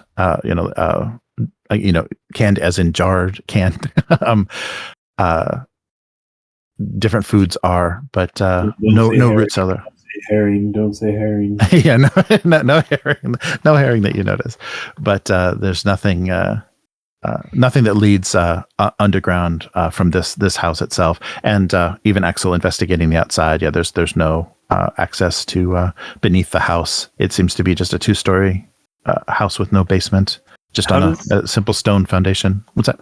So evaluating her kitchen and her pantry, does it seem pretty like rustic and simple, or does she have like some expensive things in there? Yeah, it's it is pretty simple. It's surprisingly, it looks like they try to remain as self-sufficient as possible. So a lot of the the sausages and things that you find are from game, they're venison, or and you see some maybe some rabbit and things that have been hunted by the villagers. So a lot of their food sources are and maybe like more local vegetables, nothing exotic at all in her kitchen, like whey butter and very simple types of foodstuffs. Any as I'm moving around from the kitchen to the pantry, maybe the dining room or what have you, is there any like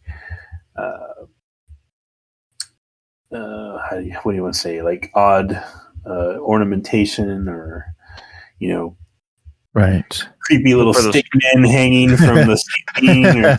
Oh right, yeah, nothing apart from so even inside there's very intricate ornamentation of nature, leaves and vines and tree branches and things. There's a lot of very stylized, ornate nature motifs.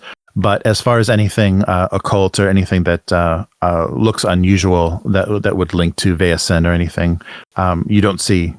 Nothing in the house indicates that at all. What season are we in?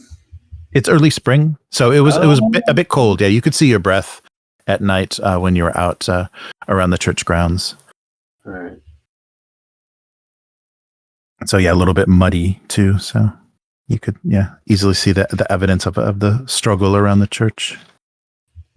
Goat cheese omelet with lightly caramelized spring onions. There you go.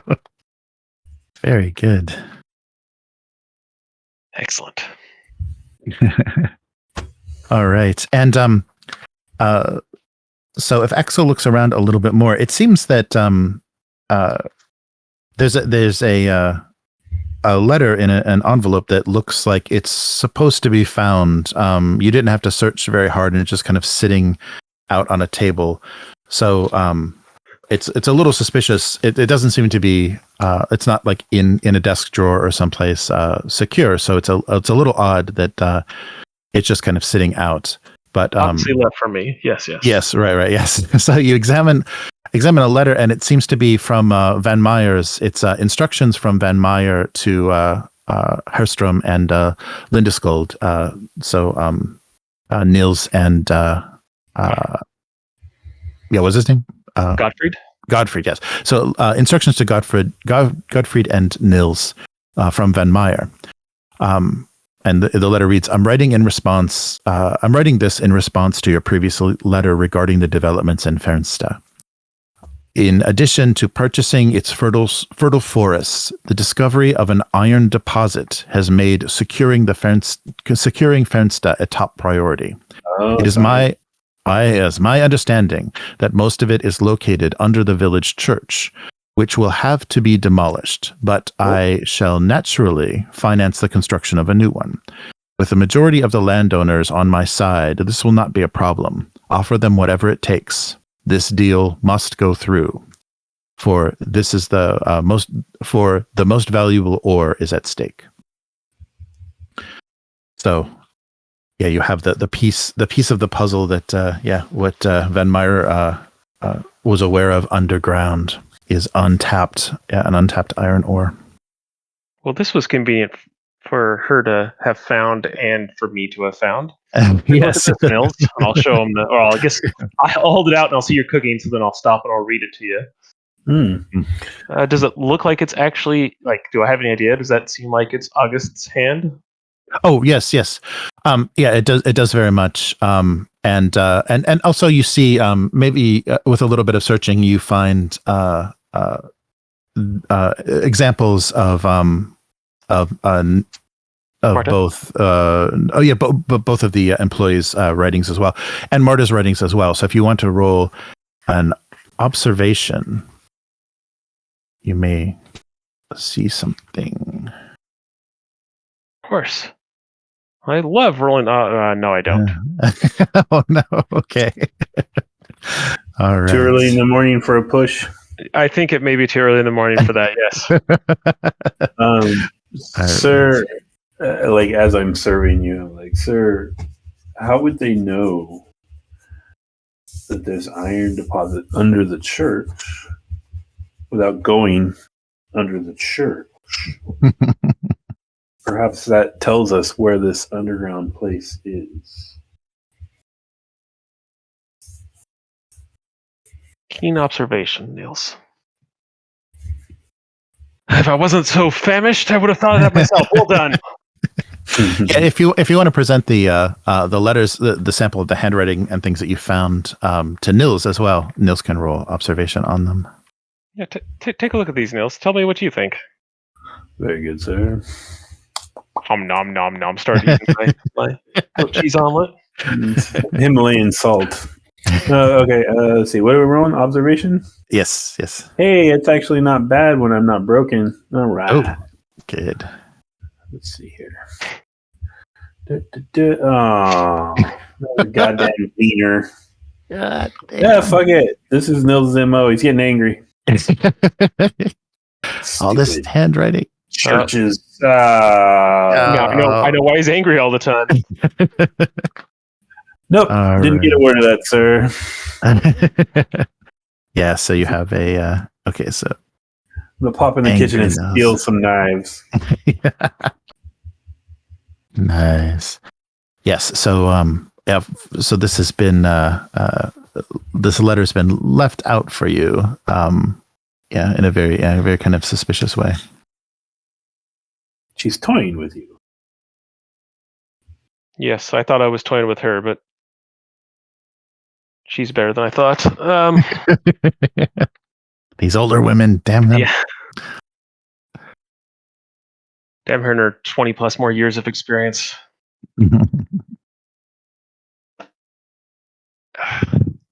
Well, I think I'm going to enjoy this omelet you made me. It's very good, thank you. And then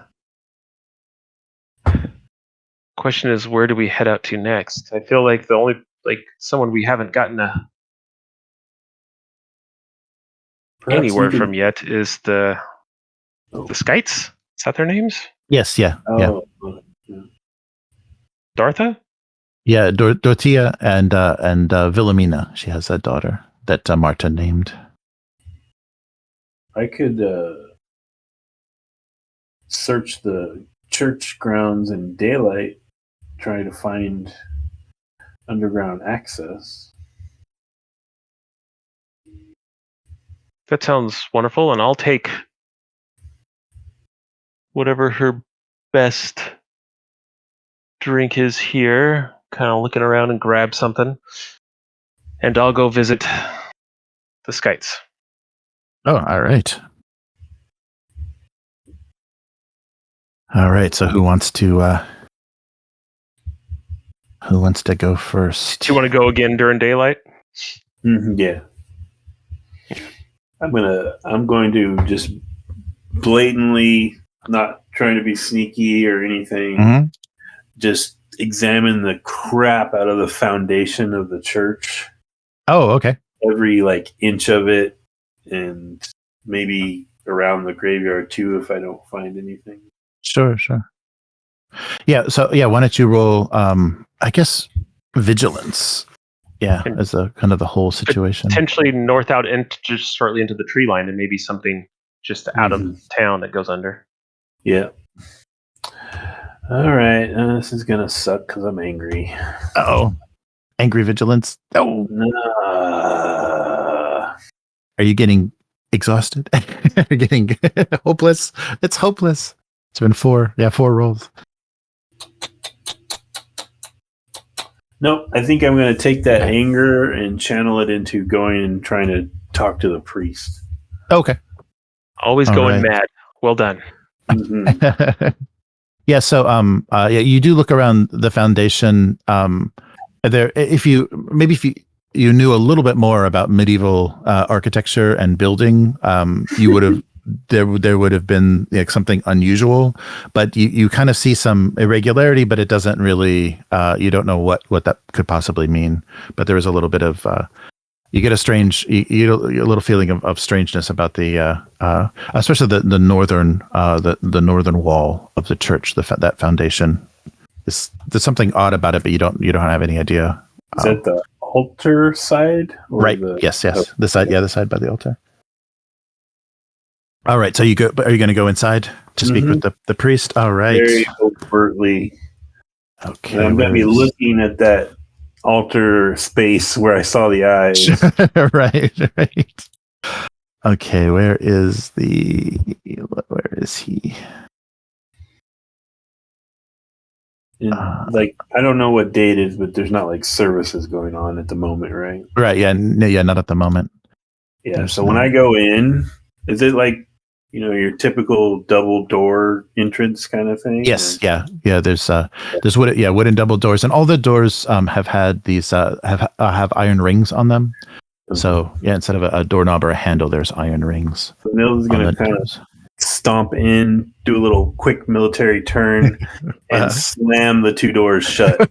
Oh, okay. As noisily as he can. All right. and immediately at the far end of the church, you see an older gentleman come out of the sacristy, and what is this? Please don't treat my doors so roughly. Is there something I can help you with?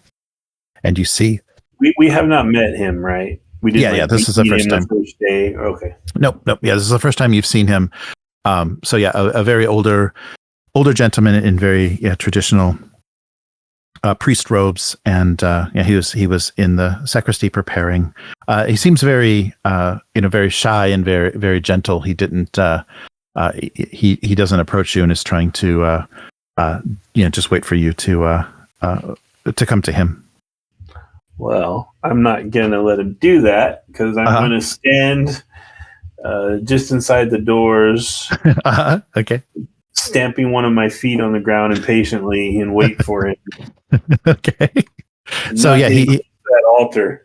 Oh, I see. Yeah. So he says that you're not approaching, and so he comes down the aisle of the church, and you notice that the pews are all re-straightened. Everything is in perfect order. And now with the light of day coming through the windows and everything, you see nothing on the ceiling. Everything seems to be completely normal inside the church. When he gets close, I will produce one of Aksel's business cards. Okay. And very curtly with two fingers, hand it to him. And I am Nils Hornqvist, manservant to the entrepreneur Aksel Olafrsson. And we have questions. Very good. My name is Ingvar Nystrom. I am a priest of this church. Whatever I can do to help you, I surely will. So are you working? You're working on behalf of Van Meyer. We had his employees previously had visited me, but I don't know what became of them. It seems they have left mysteriously. So you are here in their place? Mm-hmm. Mysteriously, perhaps with the sound of bells and branches breaking. I have no idea. The head of the village, Ms. Damn it, Ms. Herrstrom. What's her name? Ms.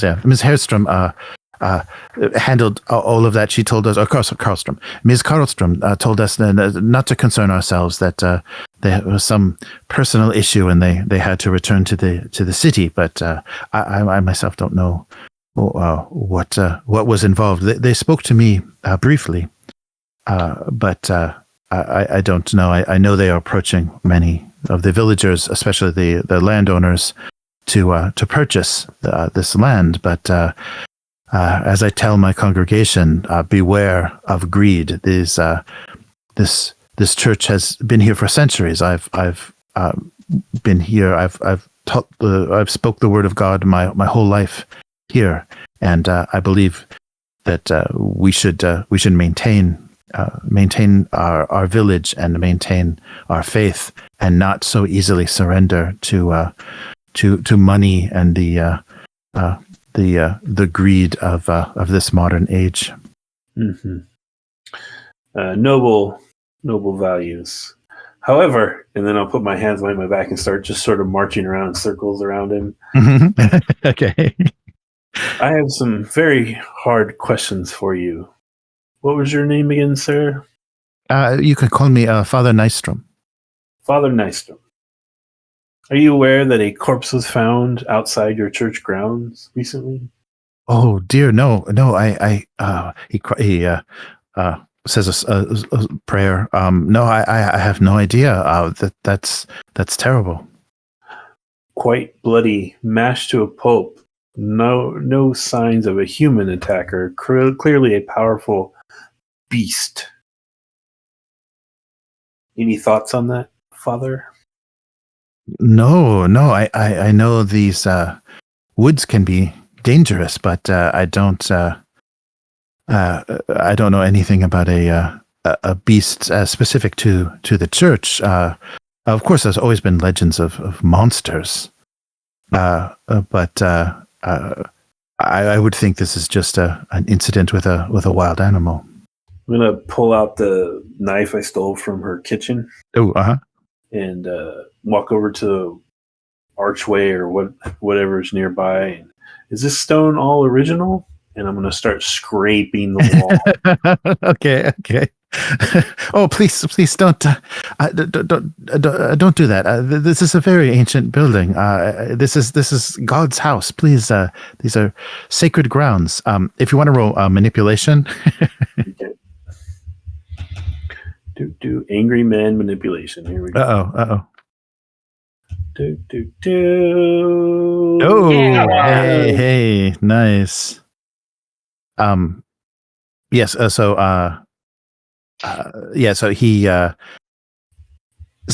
he seemed to be just passing off as just a wild animal incident. And but as you're scraping scraping at the wall, he kind of stammers out, I'm sure this has nothing to do with Fenstra's guardian. And then he kind of catches himself and I'll stop in mid-scrape, look at him, waiting for him to explain himself. Yes. Yes. There is a beast that protects this church. This is this. I try to understand this as the will of God, some sort of act of God. But in the foundation of this church, when it was built centuries ago, the corpse of a cat is buried, and a ritual was performed so that anything that comes, any harm that would come to the church, any attempt to burn it, to defile the church, the guardian protects it. It's the reason that we are still here. It's the reason that this church has lasted so long. Is no outside force, no work of any old ways has ever interfered with the teaching of God in this house. Yes. I'll put the knife back in the pocket and look at him, and now we're getting somewhere. Don't you find it incongruous as a man of God to harbor this beast? Yes, it's always been here, and it's why this church exists. I know that I'm kind of hiding my eyes from something so what people would see as against God, but it's worked in the service of God to protect this house. So I cannot contest it, and the villagers here would drive me out if I oppose this guardian. He's existed here far longer than anyone alive, anyone living here knows of. I've in times of despair, I have considered some sort of ritual that would scare away, that would banish, that would exorcise this beast from the church. But so far, I've come up with nothing. Interesting. One might say that in order to maintain your priestly duties here, you've made a bit of a deal with the devil. I don't have any dealing with the beast itself. All I know is that it will do anything it can to protect this sacred ground. So it's outside of my control, and outside of the if it's the will of God, if it's nothing that can be dismissed by the power of God, then I've had to accept it as just and let it serve its purpose. I'm glad that we're speaking plainly now. Are you aware of what this lumber magnate's designs are on this land? Yes, the Mr. Hammerstrom. I spoke with him briefly one morning, and he said that the Van Meyer wanted to make an offer for the relocation of the church. So I felt that this is very extreme, given the age of the church, and of course I failed to tell them of its guardian. I don't know if it would even be possible to demolish this church, but I know he's interested in the iron beneath the ground, I believe he said. Mm-hmm. And has there been any probing of the area beneath the ground, either for the iron or for this cat? I know the villagers do have some. There must have been some sort of access, because otherwise his associates would not have known of this discovery. So some of the villagers may have led them down, but I myself am not aware of where these entrances are. From the church itself, there is no way to go beneath the ground. I would like to assist you in both preventing the destruction of your church and ridding this place of this beast. Who would be able to tell me about how these villagers get underground? I don't know if she would tell you, but Marto, of course, would be the source of everything. But you know everything going on. Village. Surely there's some villagers are more loose in their talk than others. Every village has those people. Yes, I imagine at the village hall, if you inquired, perhaps the people that led the Von Meyer employees below ground would be able to help you. And there is also the Skite family. I'm not sure they're. I know that they're the largest landowners here. They may have some knowledge of this discovery, but I don't know. Have you seen the beast yourself?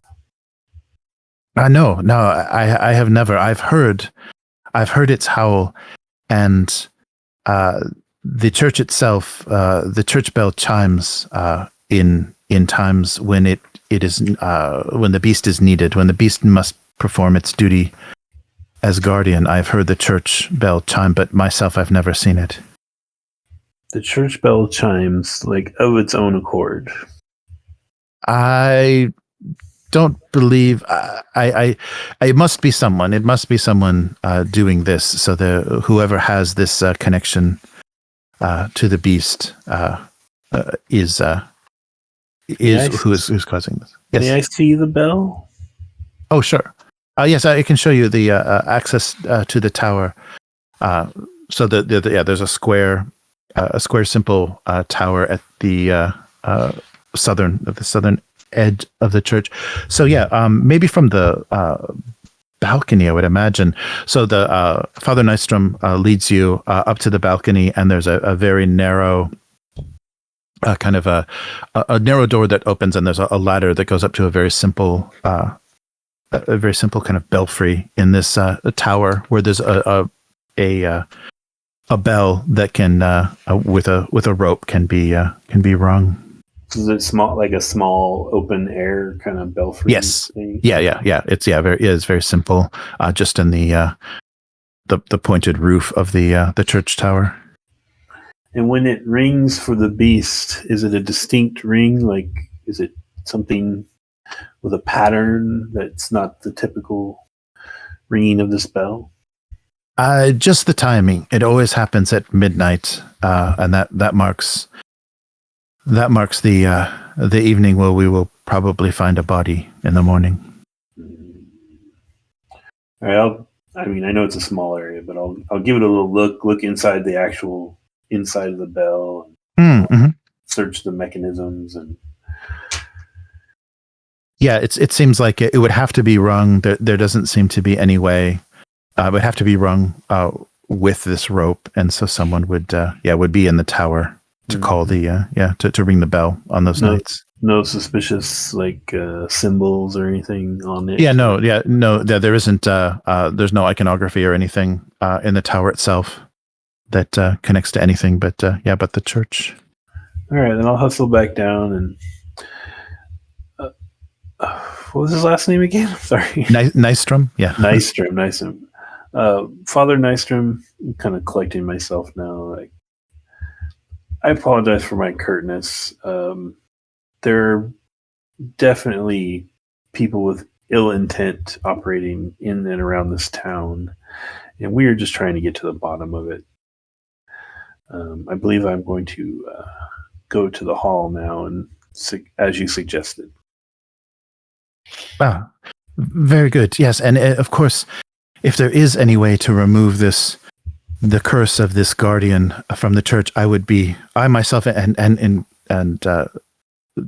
God, as this house of God, would be very very fortunate to be released from this darkness. I would appreciate any help you could give me. The last thing I want to see is this church demolished, and I think that the seduction of the Van Meyer wealth is very dangerous for this town. So thank you for speaking with me, and I apologize that I couldn't be as forthcoming as willing to speak with you at the beginning. It was I'm very guarded against outsiders, as you may understand. Very well. Good day, sir. And, go. I'll just head out towards the hall. Okay. My typical discontempt for priests has not changed because right, these guys. You should be concerned about the fact that people keep getting killed. Right. That should be the concern. But okay. Yes. Nice. All right. So the church is that red roofed longer structure down there, and let's pick up. Oh, so but as you're leaving the church, why don't you making your way to the the village hall? Why don't you roll observation? Oh. So you're outside the church, kind of coming down the stairs and making your way down that main road. Angry observation, muttering about priests. Yep, too angry. Okay, but you do as you make your way down the road, you see a figure just within the tree line that is holding a bow. You can distinctly see that they're holding a bow and arrow. Yeah, you make your way down the village. Down to the village hall, but there's a figure armed with a bow in the just inside the tree line of the woods around the village. All right, so let's pick up with Aksel. So Aksel's visiting the Skite residence. Yes, I'll go up and brush off my coat and grab the little bottle of wine or whatever I have and give it some raps on the door. I'm gonna grab some water. Don't get killed. Oh, don't get killed. Okay, good. So the another red wooden house, 2-story house with an inclined roof. And so you knocked at the door, or you rang the bell? Okay. Knocked at the door. Okay. Yeah. Okay, knocked at the door, and so a very large house and a. Let me use these portraits here, and a woman answers. And immediately, she's a very attractive woman in her looks to be in her 30s, with thick, wavy red hair. She answers the door and says, "Yes, may I help you?" Yes, hello. My name is Aksel Olafrsson. I'm here on business from down south a ways, and I understand that Does she look like she's a servant? She looks like she's the lady of the house. She looks like the lady of the house. Yeah, she's dressed. She's just very nice. And you don't see anyone that appears to be a servant. Similar to the Karlstrom residence, there doesn't seem to be any servants. These are large houses that are very very nice, nicely maintained. But but there doesn't appear to be any servants. I was told that Lady Dartha was the one to speak to. Yes. I am Dorothea Skite. Yeah. Yes, I'm the woman of the house. So, would you happen to be with the von Meyer? I was speaking just a few weeks ago with one of your associates, Mr. Hammerstrom. We were talking business about the sale of the lands around this village. So, I assume you're trying to follow up. Yes, though I don't believe I'll be as heavy-handed as he was. And I'm hoping to find a more generally well-approved solution. Very good. Please come in. I have some coffee, if you would like. That'd be wonderful. And I brought this. And I'll offer whatever. Oh, very good. a little early, but yes. That's wonderful. Nice. All right. So she asked you to sit down and serve some coffee, and said, yes, this. I'm afraid your employer may be a little disappointed. The deal that we were all working toward seems to have come to a complete halt before Mr. Hammerstrom left, all due to the meddling and the kind of disagreeable nature of Marta. When she says that name, she has quite some disdain on her face and in her voice. Yes, Martha, where I was kind enough to let me stay in her home last night, but I can see that she could be a problem. It seems that she has her own ideas of what this town should be, and doesn't seem to care too much for what the populace itself want. Yes, yes. Has your family lived here long? My husband brought us here when we were a young married couple, and his family was quite wealthy, so we purchased many of the land here. Unfortunately, his nature lent him to try all sorts of new technology to acquire the lumber in this area. He was cut with this newly invented one-man saw, and unfortunately the infection took him, and he passed away. So I've been on my own raising our daughter ever since. I'm sorry. I know that must be tough, especially so far away from a lot of the support of society out here. Not that I'm sure these people are great folk, but I know you have this large home and no one to help you with it. I feel I should be forthcoming. I was called here to potentially wrap up this deal for von Meyer, but also to determine what happened to his man. You see, Godfrey didn't leave. He was murdered. Oh no. I look around last night. We came across his body. Just north of the church. Oh no. That's terrible. I spoke with him many times. He was quite a kind man. He seemed to be a little bit interested in me.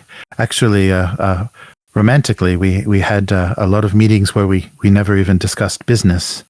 It's terrible to hear that he was killed.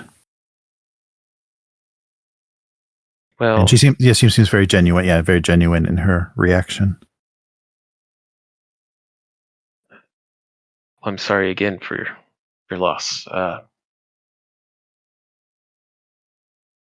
I can tell you that honestly, I worry that the culprit behind his murder is still here in the village. Tell me, are you a God-fearing woman? Yes, I don't go to church as much as I should. Father Nystrom often tells me so, but I try to raise my daughter with as much of the Word of God as possible. Wilhelmina is a very kind girl, and I think the teachings of the church could lead her correctly to be a good woman. I just feel that her growing up in this isolated, limited place such as Fernstra is not good for her. The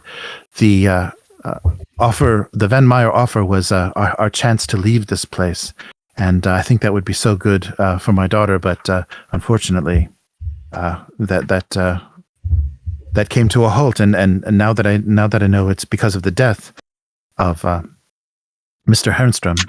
Hammerstrom, that's makes it even more sad. Yes. If you want to roll either manipulation or observation with Dorothea. I don't think I'm trying to manipulate her. I'll go with observation. Okay. Yeah. Oh, that's good. I will. I feel like every time I feel like I have an idea of what's going on, it's not what's going on. I am becoming hopeless. Oh, okay. Oh, I'm very hopeless. Oh no, I'm so hopeless. All right.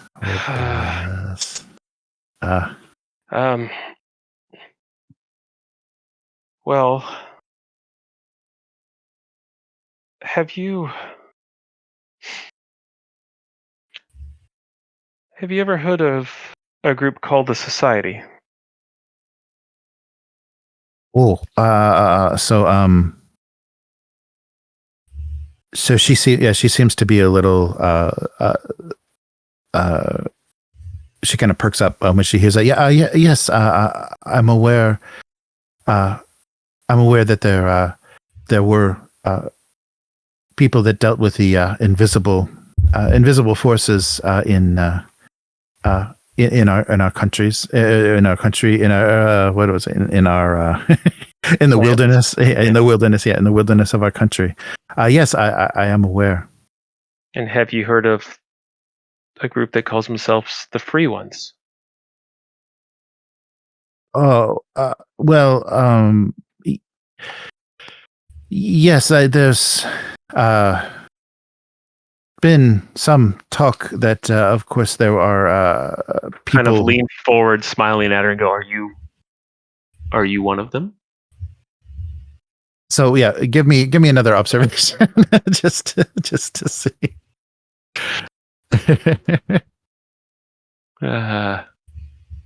I finally got a success. There we go. So yeah, she seemed to kind of put up a defense and was kind of stammering and being a little evasive. But because you mentioned the Society first, she kind of knows that you may understand more. And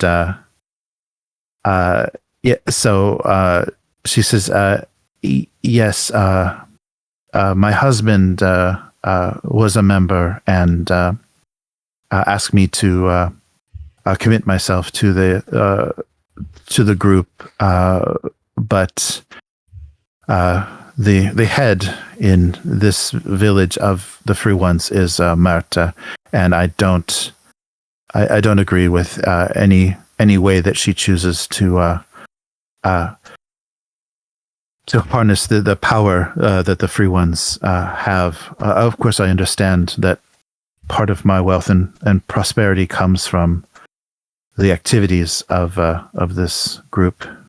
The free ones, we owe a lot to the free ones, but I can't say that I can accept the current leadership.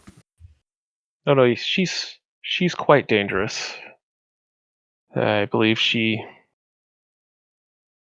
tried to have me and my man killed last night in her own home. But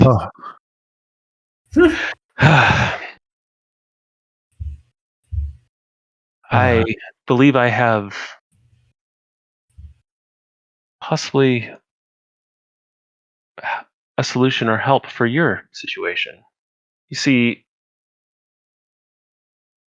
I am not just a member of the society. I am its refounding member. I am the head of its organization. And while I am here to help August settle this dispute, I'm also seeking to achieve balance of my own here between us and nature. You're looking for a way out, and I believe I could potentially make you a good offer on your holdings here, freeing you from being underneath Martha's thumb and giving me an end to solve the problems that I see there for me. Yes, I think so. Now you probably understand it's not only the isolation of this village that that makes me fear to have my daughter grow up here, but it's also the presence of this cult. I don't wish her to become involved or dedicated in anything they do. If there is. Is it the shadow beast bound to the church grounds, or the yearly human sacrifices that make you feel uncomfortable? Yes. So you know about the church grim. So now, the last time that I spoke with Mr. Hammerstrom, he told me about the iron deposits that were below the church, and he said that he made it very important that he secure this deal. So Marta was the holdout. She refused to sell her sawmill to Van Meyer, holding up the deal and basically ending it. So I fear that she sent this beast after poor Mr. Hammerstrom, and because the bell of the church tolled on the night that he disappeared. Yes, all the better reason to get you out of here before anything else kicks up. You see, me and my men do not walk away from these problems, and I can tell you that the last few have not ended well for those who were on the wrong side of it. I have some contacts back in Uppsala. And is our coachman here? Did the coach guy stay here? Oh yeah, he must have, because it's pretty pretty isolated. I don't think he's expecting you to be here for weeks. So yeah, he probably would have taken probably would be staying in a rented cabin. I have a coachman here that can take you away from this place today. With a few documents, which I could work up, we can transfer your property ownership, relieve you of any problems you have here, and I'm sure I can set you up well in Uppsala until you find footing in the direction you wish to go, far removed from all of this. Oh, that would be amazing for myself and my daughter. I know I've thrown a lot at you, but I do worry that any who oppose Marta are becoming more and more in danger. It seems like she's becoming emboldened. Why don't you think on it? I don't want to pressure you into anything, but if you can, I would say leaving today while still daylight would be your best chance to ensure you and your daughter's safety. That is an incredible offer. There must be something that I can do to help you with to deal with this the situation in the village. Can you roll inspiration for her? Can I roll inspiration for her? Yes. I can roll inspiration for her, no problem at all. Son of a... Oh, okay. All right. So yeah. So she'll. I'll think on what you have told me. This is the first time meeting you, so I can't say that I'm completely comfortable with leaving everything that we have here. If I can get some sort of guarantee, of course, you said paperwork, then I would be willing to do this. But I'm very afraid, as you can understand, I'm very afraid of what the free ones are capable of. I, like yourself, can see the beast, and it's a terrifying thing. So I don't wish to. I don't wish to for it to be sent after me and my child. So thank you very much for your amazing offer. I will be in touch with you. I will write up something. It will be fair and in simple language, so that you know that I'm not trying to be duplicitous with you. One other question that I have, maybe something that you can help me with and feel comfortable with. Are you aware of access to the iron that's under the church? Cave in the woods, a cellar door that someone can have access to. There has to be some way that they found out this metal was down there.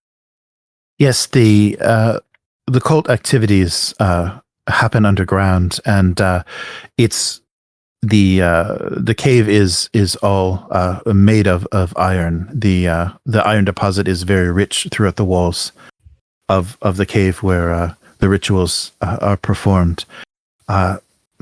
You probably wouldn't be able to gain access. Just a moment, please. Can you wait here for a moment? And she excuses herself and heads back to her room. And she returns holding a large folded piece of fabric, and holds it out to you. This is the robe that I use when called for the meetings and rituals of the cult. And on top of the robe itself, you see an amulet that has the horns of Odin, the Triskele, in shape inside the amulet. So this is this is what you would need to be able to gain access to the caves where the rituals are performed. Aside from a ritual, I don't know if you would be able to make it down there. It's always guarded by some cult members, so it would need to be at a time where you could disguise yourself with this. Thank you. And they all are residents of this village? Yes. All of the cult members are villagers. There has been recently, Marta has been speaking very strongly about the cult members that she sees as turning away from her and turning away from the old ways. There is a schism. There is some discontent in the group. There may be a way to take advantage of that. I myself, of course, am part of that. I don't agree with Marta's leadership, but have been unwilling to, unable to step away from my connection. Is there the people that live here, are most of them free ones, or is it a small group?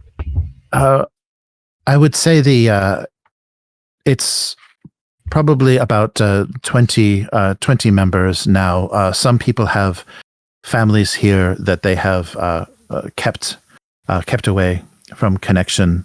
My husband, for some reason, and maybe because of the stake of the land we had here, felt it was important for me to become involved.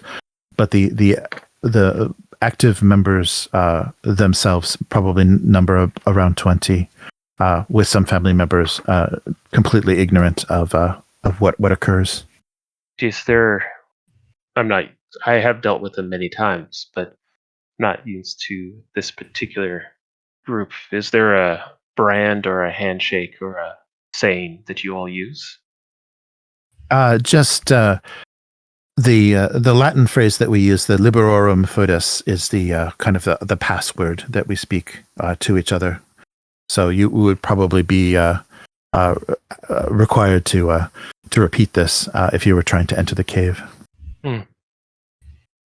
Thank you. And like I said, I'll have that paperwork for you later tonight. You can take your time to look over it. If you don't feel comfortable rushing, I understand. But I worry that things here are going to get dangerous soon.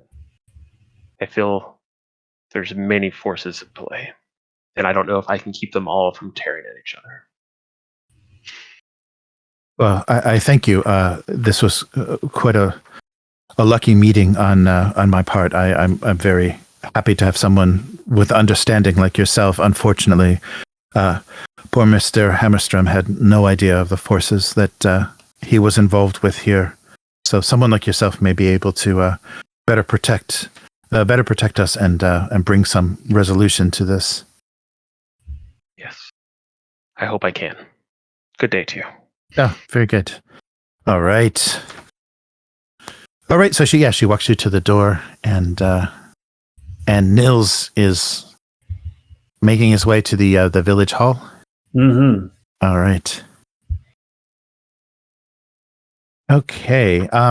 So as you pass the trees where you saw the figure with the bow, if you as you're almost to the village, if you kind of glance behind you over your shoulder, you see someone that has emerged from the woods and just kind of crossing the road and walking west toward the in the direction of the Karlstrom and the Skite homes, the larger homes in the village.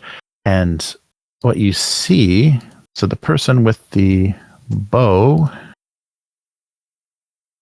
looks like this. So she appears to be a teenage girl, roughly around the age of Aksel, and she's put her bow over her shoulder and is holding her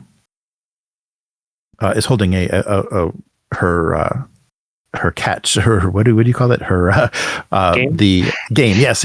She's holding game, all kind of strung together in her hand. So she has some rabbits and some like kind of forest hens, some ground birds in her in this little cluster of game that she has obviously shot with her arrow. So she's just walking down the street or walking down the road from the woods.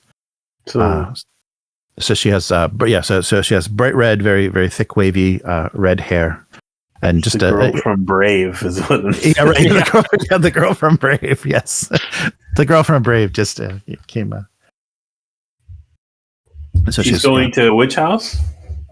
She's headed. Oh wait, I think I've got a token. So she's you see her just roughly heading.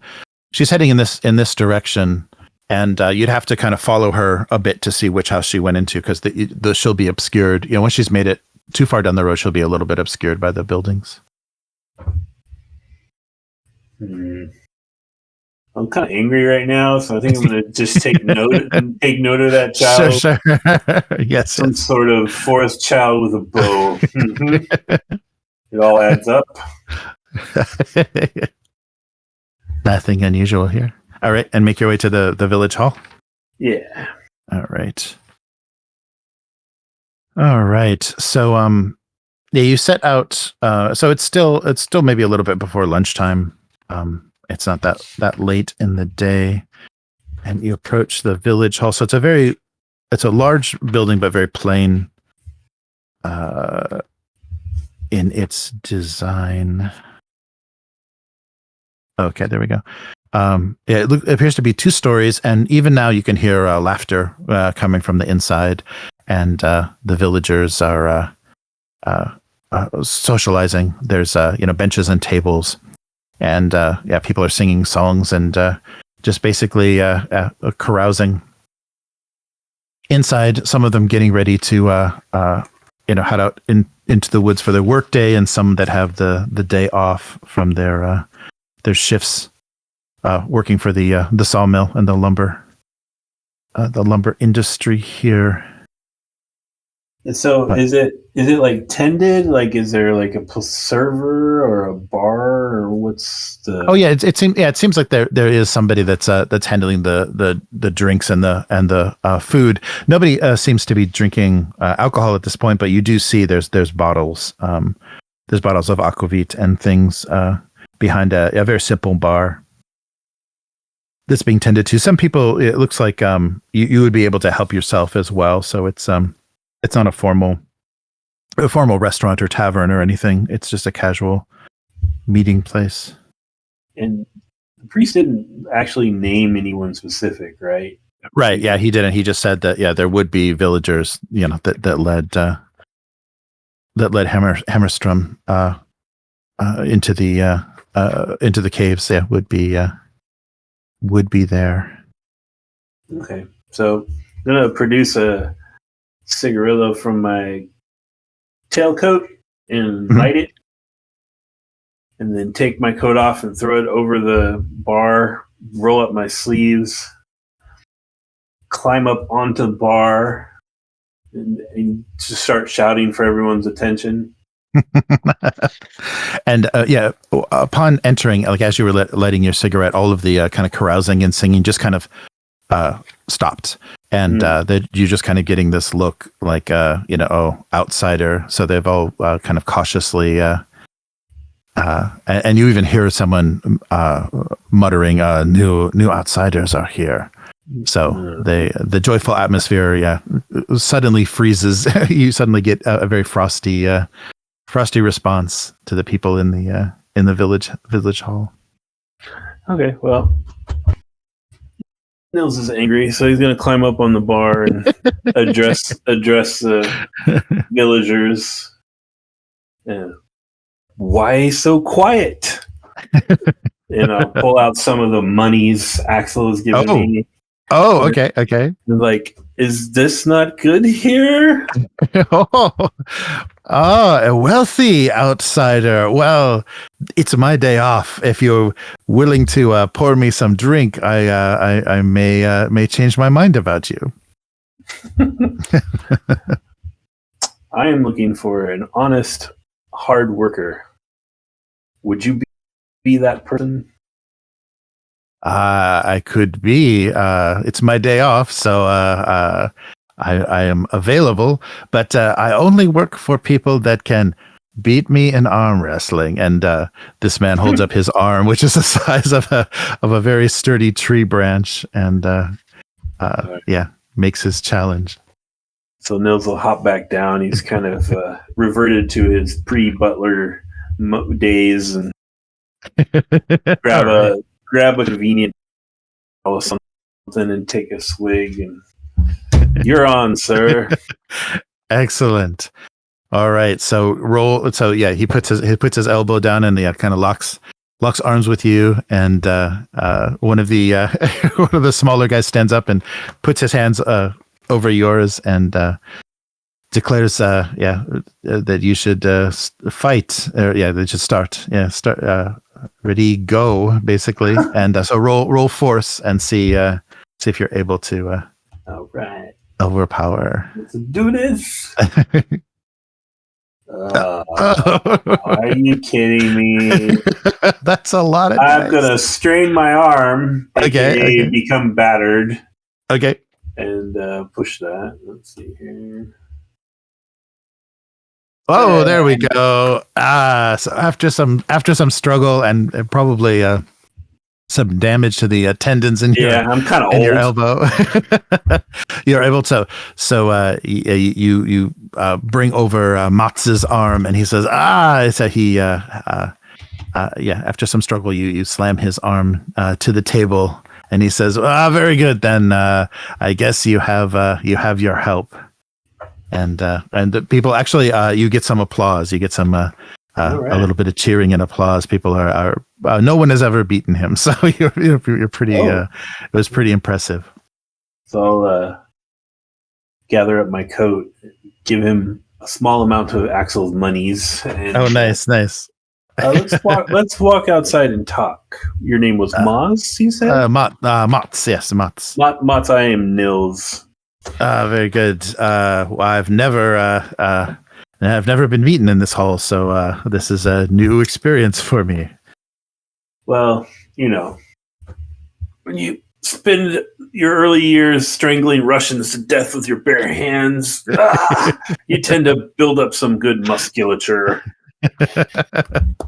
Quite impressive. Well, and what was your name? Did you already introduce yourself? Sorry. Nils Hornqvist. You may have seen us come into town. I'm here with my master, the well-known entrepreneur Aksel Olafrsson.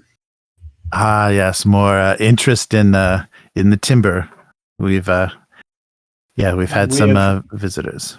Interest in many things, but let's go talk outside. All right. Yeah. So my plan is to walk and talk with him towards the church. Oh, okay. All right. Yeah. So he follows you. He follows along, and says, and "So I'm you're gonna just have my coat over my arm, like I'm not getting formal again. I'm gonna try to, stay portray myself as a working man. And, all right. Good. Incidentally, I saw this little red-haired urchin with a bow and arrow. Who's that? Yeah, that must be Wilhelmina. Yes, that's the Skite girl, the Dorothea Skite's daughter. She hunts. She's actually quite good. She hunts in this village, and her and her mother eat mostly the game. She is a little arrogant about this ability. So the village hunters, she refuses to buy from the village hunters, and instead, catches her own, shoots her own rabbits mostly. And so she'd not be standing there. So she's gone by now. Have you been doing any contract work for what's his name? The priest? No, the rich guy. Von Meyer? Von Meyer, thank you. You've been doing any work for him? Yes. Marta told us to show them around and to let them see anything they wanted about her operation and about anything any points of interest in the village. So I'll pull the money back out and. So, do you know about the iron under the church? Yes. We needed to. That became a big point of interest for the Van Meyer men. They wanted to see it, and with Merta's permission, we took them to the cave, but. Yes, if that's where you're asking me to take you, I'm afraid we'd need permission from Marta.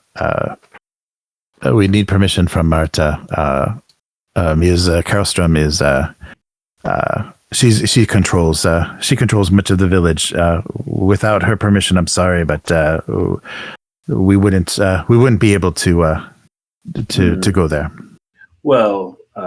Mats, don't think of it as me asking you, and I'll show him the total of all the monies Aksel gave me. Okay, right. Think of it as the King of Sweden asking you. All right, so why don't you roll manipulation, but with with Aksel's +5 bonus? Right. Okay. You make all the rolls with my wealth bonus, which is awesome. Yeah.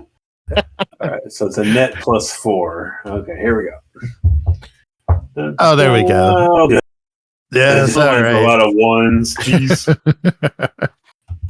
All right. So yeah, Mats, his eyes widen at the. Oh, you are a rich outsider. So, and he seems to be thinking how I don't know. Without her permission, maybe the only way to get you down there would be at night. Would you meet me at the graveyard after dark this evening? I can show you the way then. Can't do it right now. No, I'm afraid it's well guarded during the day. It's guarded. Yes. Oh, this is very serious. All right. Very well. An hour after dark. What say you? All right. I'll be here. So meet at the east side of the graveyard, and I'll show you the way. Give him a hearty handshake with the arm that bested him, and say, "Well done, Mats. I'll see you then." Very good. Very good. Roll back down my sleeves, put my coat on, straighten up, stamp out the cigarette, and walk back to try to find Aksel. All right. And and you see, I guess you see Aksel, who ran into the Skype daughter. So as you left, Aksel, you saw Wilhelmina. So you saw a red-haired girl who immediately you recognize must be related to Dorothea. So walking down with her, holding her game with her bow over her shoulder, and she said, another businessman talking to my mother. Her lands must be quite attractive."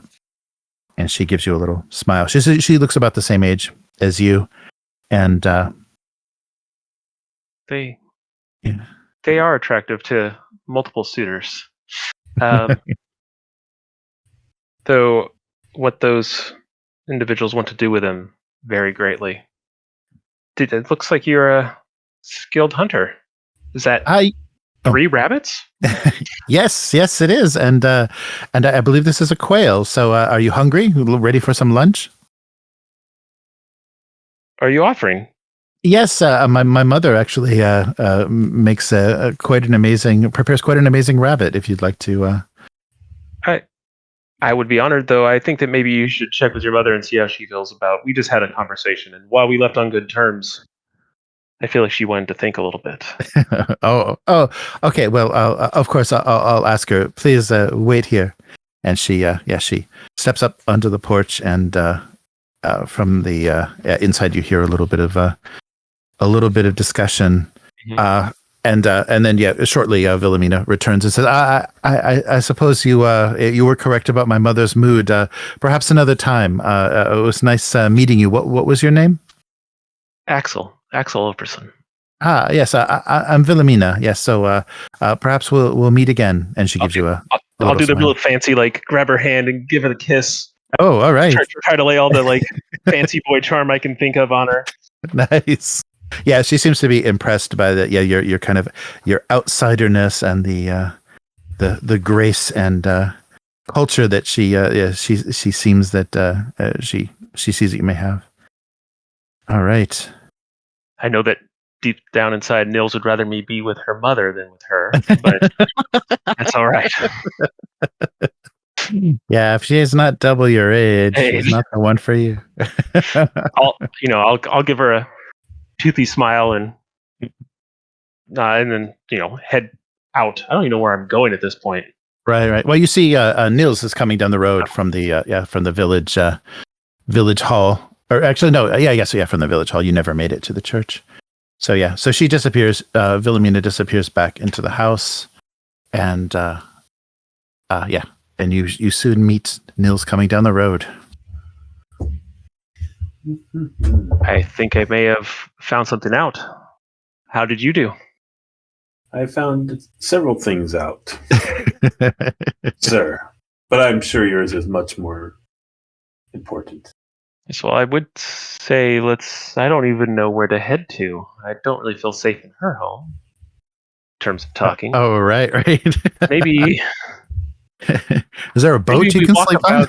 Yeah, maybe we walk about this beautiful road and discuss.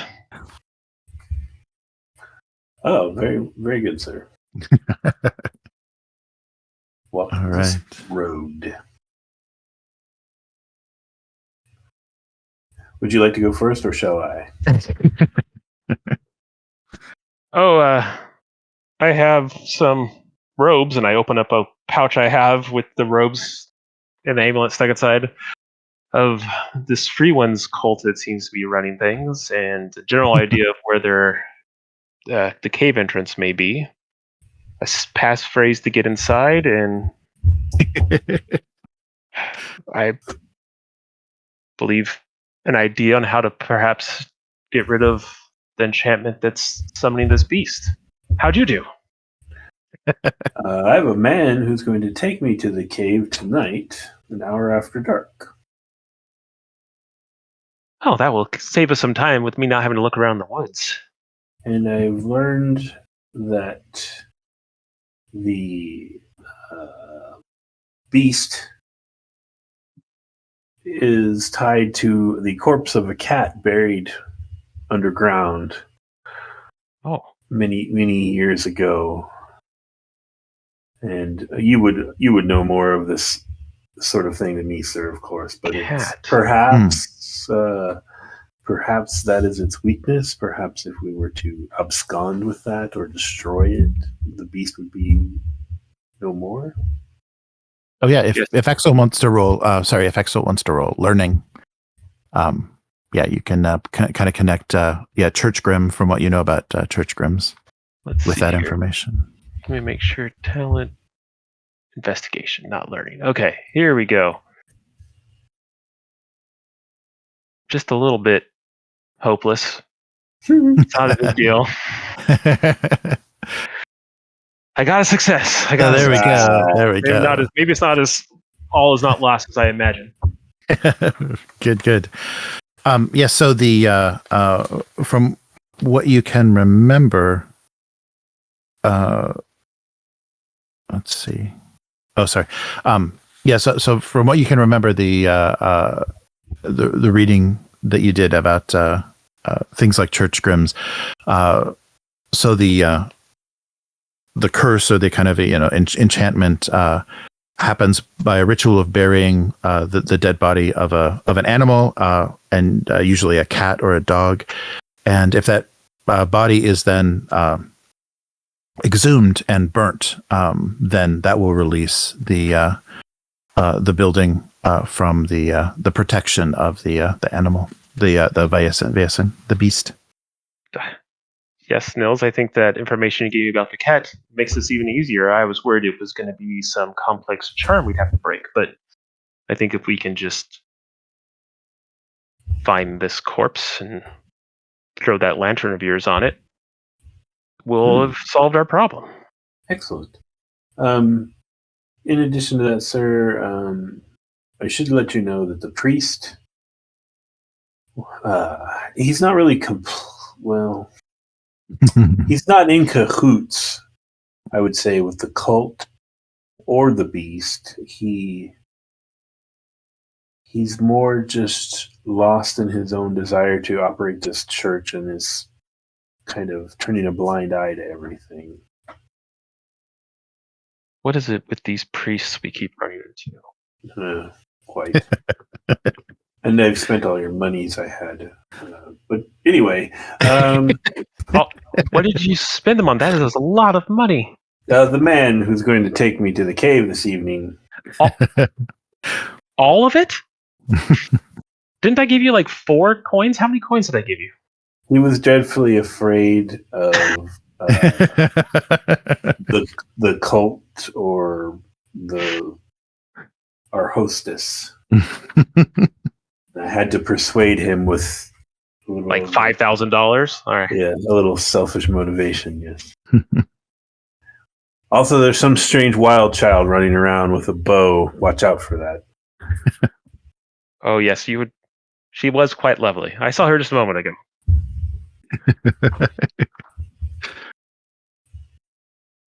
I'm afraid you would think she was too young for me, though I do believe we were about the same age. Too young, sir. Too young. And not of the appropriate station, I should remind you. Yes, you've remind me. Well, it sounds like we have plans for the night. What are we going to do for the rest of the day? What is our assume we are successful and we remove the beast from the area, discover the iron ore for what it's worth. Like what happens after that? Or do we just wash our hands and leave? I mean, what is our end goal here?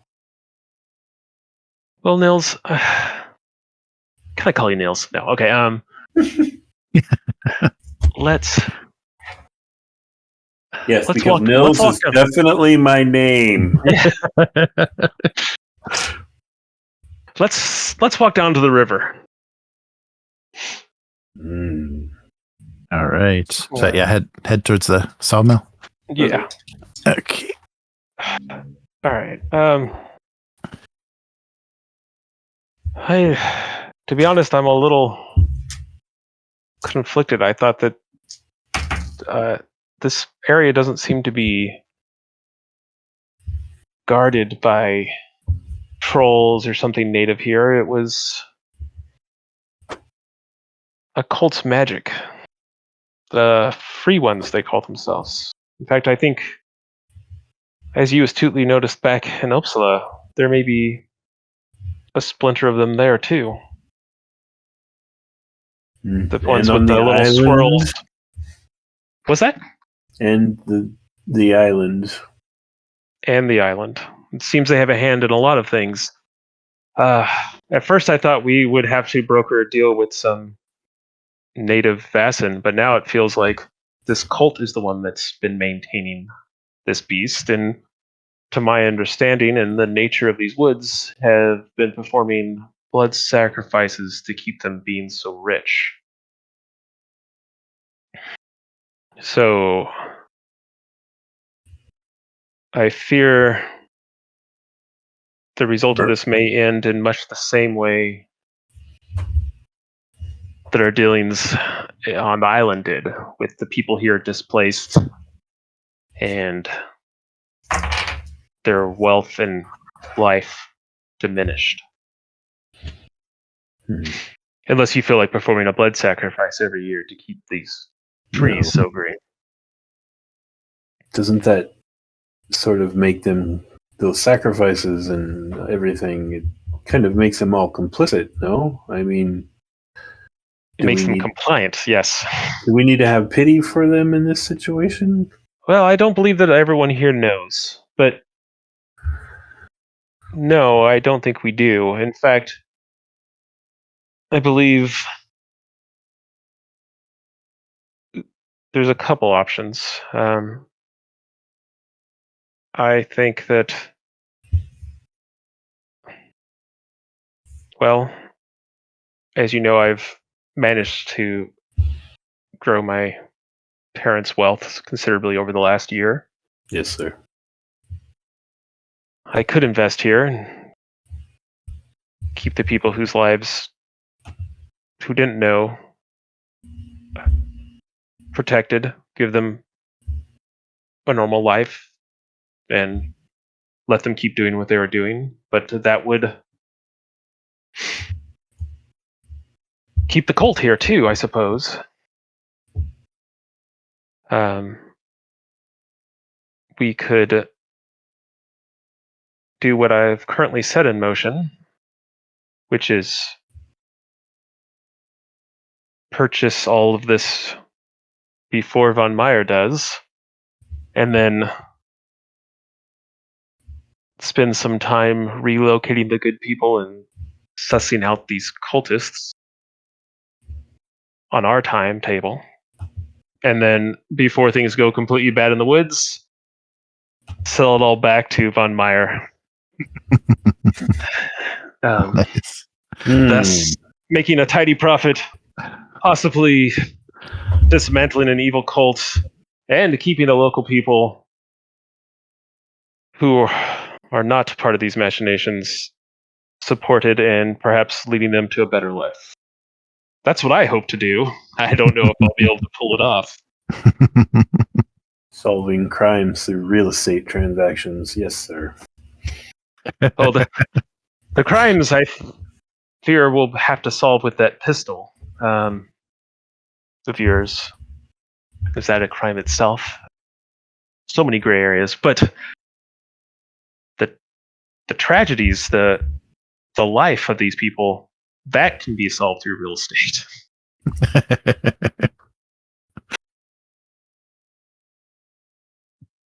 But I think that tonight we find out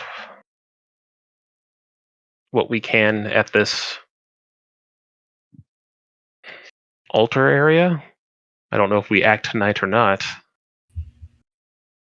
And I feel that if we can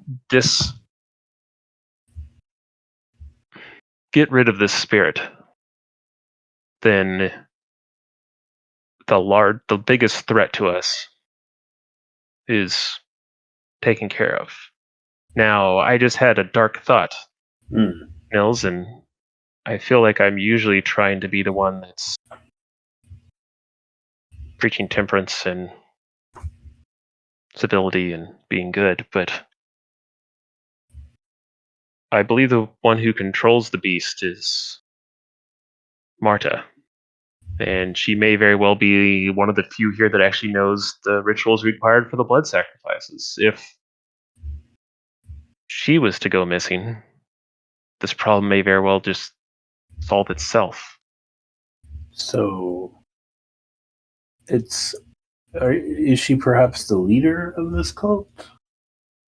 I believe she is, yes. I think she's said almost as much to me, and the Skeet family has... Skite? Yeah. The Skite family told me that she was the one who has the power here. What would be Although I believe the Skites have most of the land, which is interesting. What would be the Jeremy? What would be the like sort of the legal provenance over this area? Like, would there be some sort of legal authority? Oh, right. Here or in a neighboring town? Or Yeah, it would probably be the smaller town where Von Meyer was based would probably be the authority that would the constable or whoever would be controlling the area. But probably be like a county. I don't know like how they divide the lands in Sweden, but it would be like a county. Okay. Law enforcement. But you'd have to bring them from the town. So you could send the coachman or a pigeon. Well, sir, that was all very illuminating. It seems to me we have two goals, but nullifying the beast should probably be the priority. That would effectively disarm her. Yes. And then perhaps after that, we just, nothing messy. We just apprehend her and take her to, what was the other town called? Oh yeah, the one at the it was called the town of the middle. Heronsund. Heronsund. We take her there, turn her over to our employer and the authorities, and job well done, as I see it. Yes, but now that I'm seeing how widespread this cult is, I'm not sure if just handing her over to authorities is going to stop her actions or punish her in any way.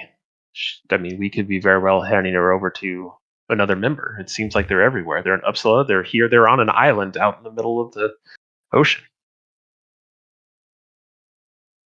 I thought the Society was the organization that dealt with Vaesen, and it seems like perhaps these free ones are far more prolific and than I had imagined. Oh. If we can't trust a duly appointed representative of the Swedish government, sir, who can we trust? Go, Nils.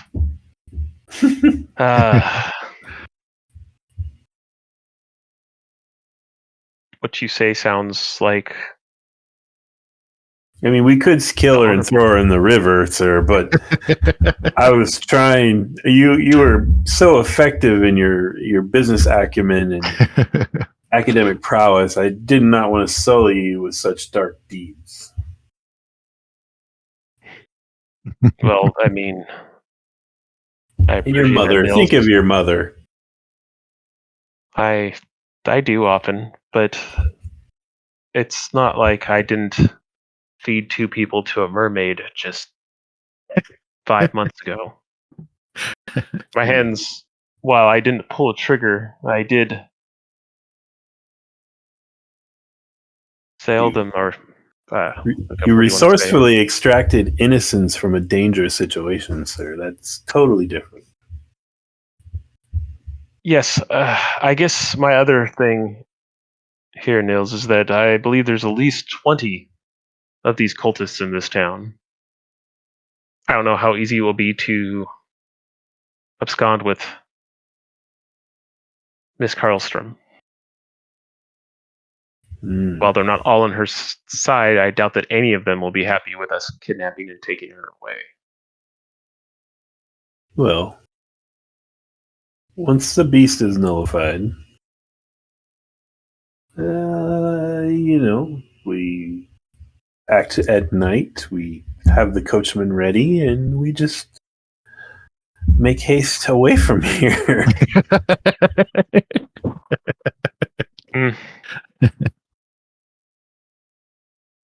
Yes, I suppose. That doesn't sound like a horrible idea. I have a feeling that won't go as smoothly as we imagine. Sir. But I suppose, yes, dispatching of this Grim is our first goal. What?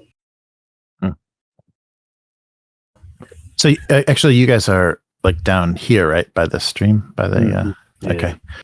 All right. So yeah, so you're having this discussion, and then from the Karlström house, you see Marta. So Marta leaves or walks out the front door of the house, accompanied by 2 of the larger employees from the sawmill. It appears from how they're dressed. And she calls to you. She says, "Gentlemen, I have lunch prepared. Perhaps the misunderstanding from last night can be cleared up. Please come inside. Have something to eat." You have your revolver on you, Nils? Of course. Excellent. We'll be right there. All right. So, sir, we should not move against her until the beast has been resolved. Yes. Perhaps we can make an excuse.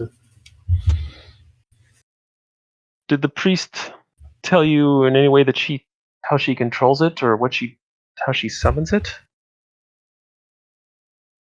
Not specifically. The bell is rung at midnight. I examined the bell and found no evidence of a device that would do that. So I assume someone climbs a small bell tower to ring it at midnight. So maybe the beast won't come after us until midnight. Correct. And maybe if we dismantle that bell before then, it cannot be sent off premises. Oh, clever, sir. Clever. Yeah, that's good. All right. Yeah, so Marta is waiting for you at the front. So are you going to take her up on her lunch offer? Of course. I'm famished. I would love some sir? Some lunch. Yes? Ambush a Yeah, well, of course. Trey. Yeah. But now is not the time to start. We're hardly going to be running house to house taking cover shots at these people. I may still be able to keep her thinking I'm a dimwit long enough that we'll stay safe. Didn't she have two big guys with her? Yep, she did. Yes. This is a bad idea, sir. I am currently somewhat battered. Had to win an arm wrestling match. Long story. That's all right. Nils, do you remember that hooch I bought with the red X on it? No, yes, sir. Mayhap, if we can stall long enough and act long enough, you can offer it to the good men there who are the muscle. Oh, clever. Perhaps you could make some excuse when we go in to send me off to the room, and I'll fetch it. I will need a dining coat. Excellent.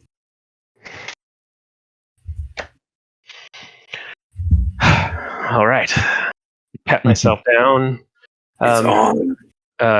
And Nils, you may want to retrieve my pistol while you're up there too. Of course. Probably should start carrying that on me more. I thought you had it on you. I guess you put it away. I take it with me whenever I feel threatened, but in general, no, I don't carry it around. Got you.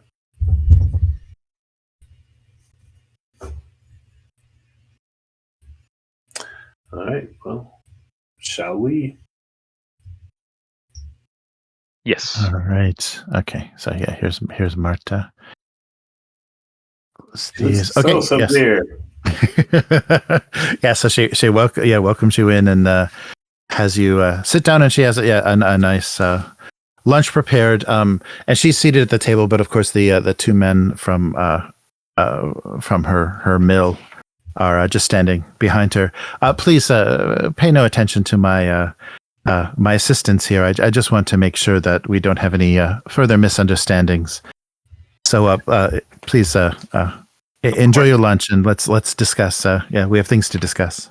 Nils, I feel like my clothes are soiled. Can you go up and get my the red jacket, the one with the purple lapel? At once, sir. I'll just hustle away. And I'll like uncomfortably take off my jacket and hand to him like I'm a dandy boy that doesn't like his filthy clothes. Right. Nice. Yeah, so Marta says, so by now I'm sure you've spoken with the priest and have figured out that he is the problem that your employer faces when finishing this business deal. He doesn't want anything to happen to his precious church, and of course the iron underneath that Van Meyer is so interested in. Yes. Well, I've already put plans into motion, so I brought multiple carrier pigeons with me here, and I have some pull with the church. I have done a few cases for them in the past. I've already sent off to have him pulled out of this location. I'm sure that within 2 weeks there'll be a new priest here, and he will go off to some other forgotten corner of the earth. Ah, very good. That would make life here much easier, and I'm sure your employer much happier. Well, he doesn't pay me what he does for me not to get results. Very, very good.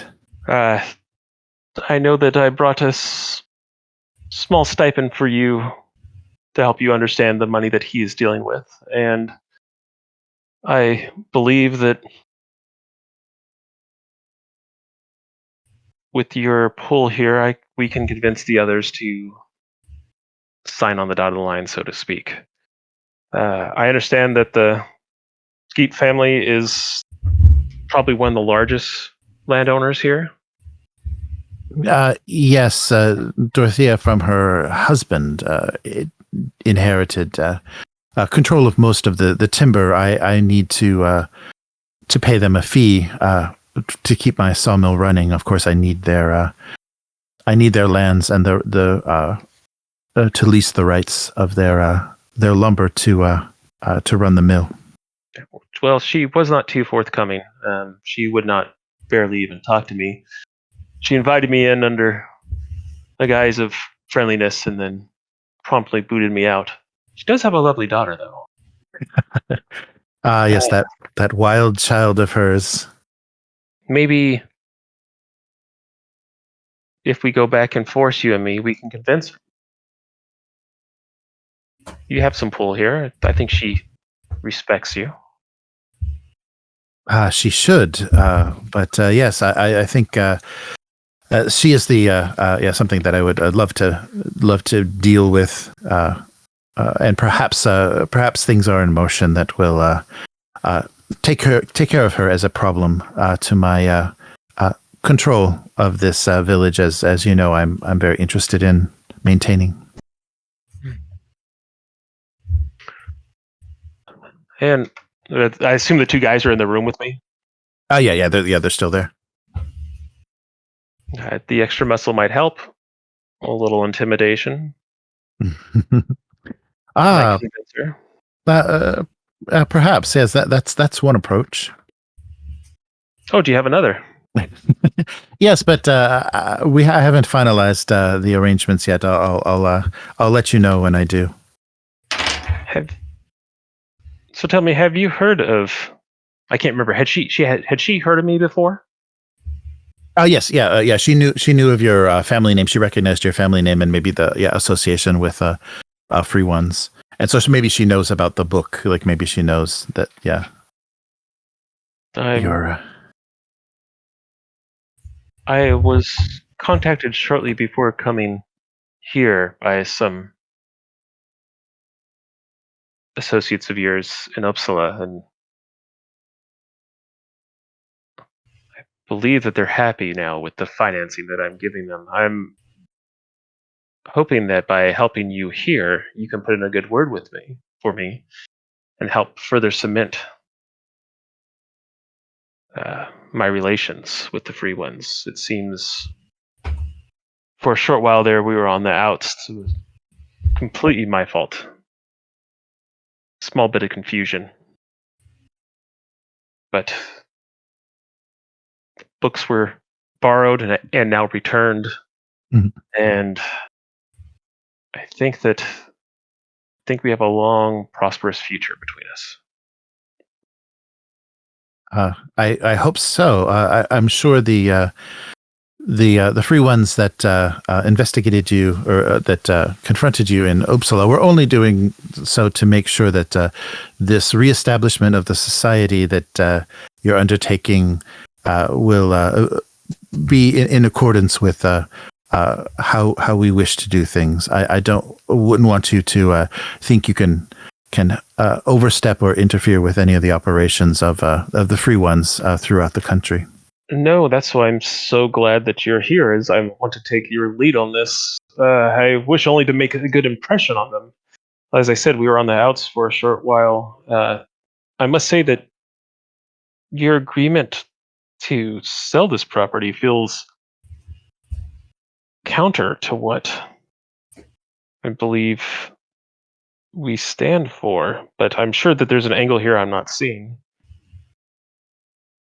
Yes, it's not a very savory deal that I will need to make with Van Meyer, but it will, as I mentioned, will secure my control of this area.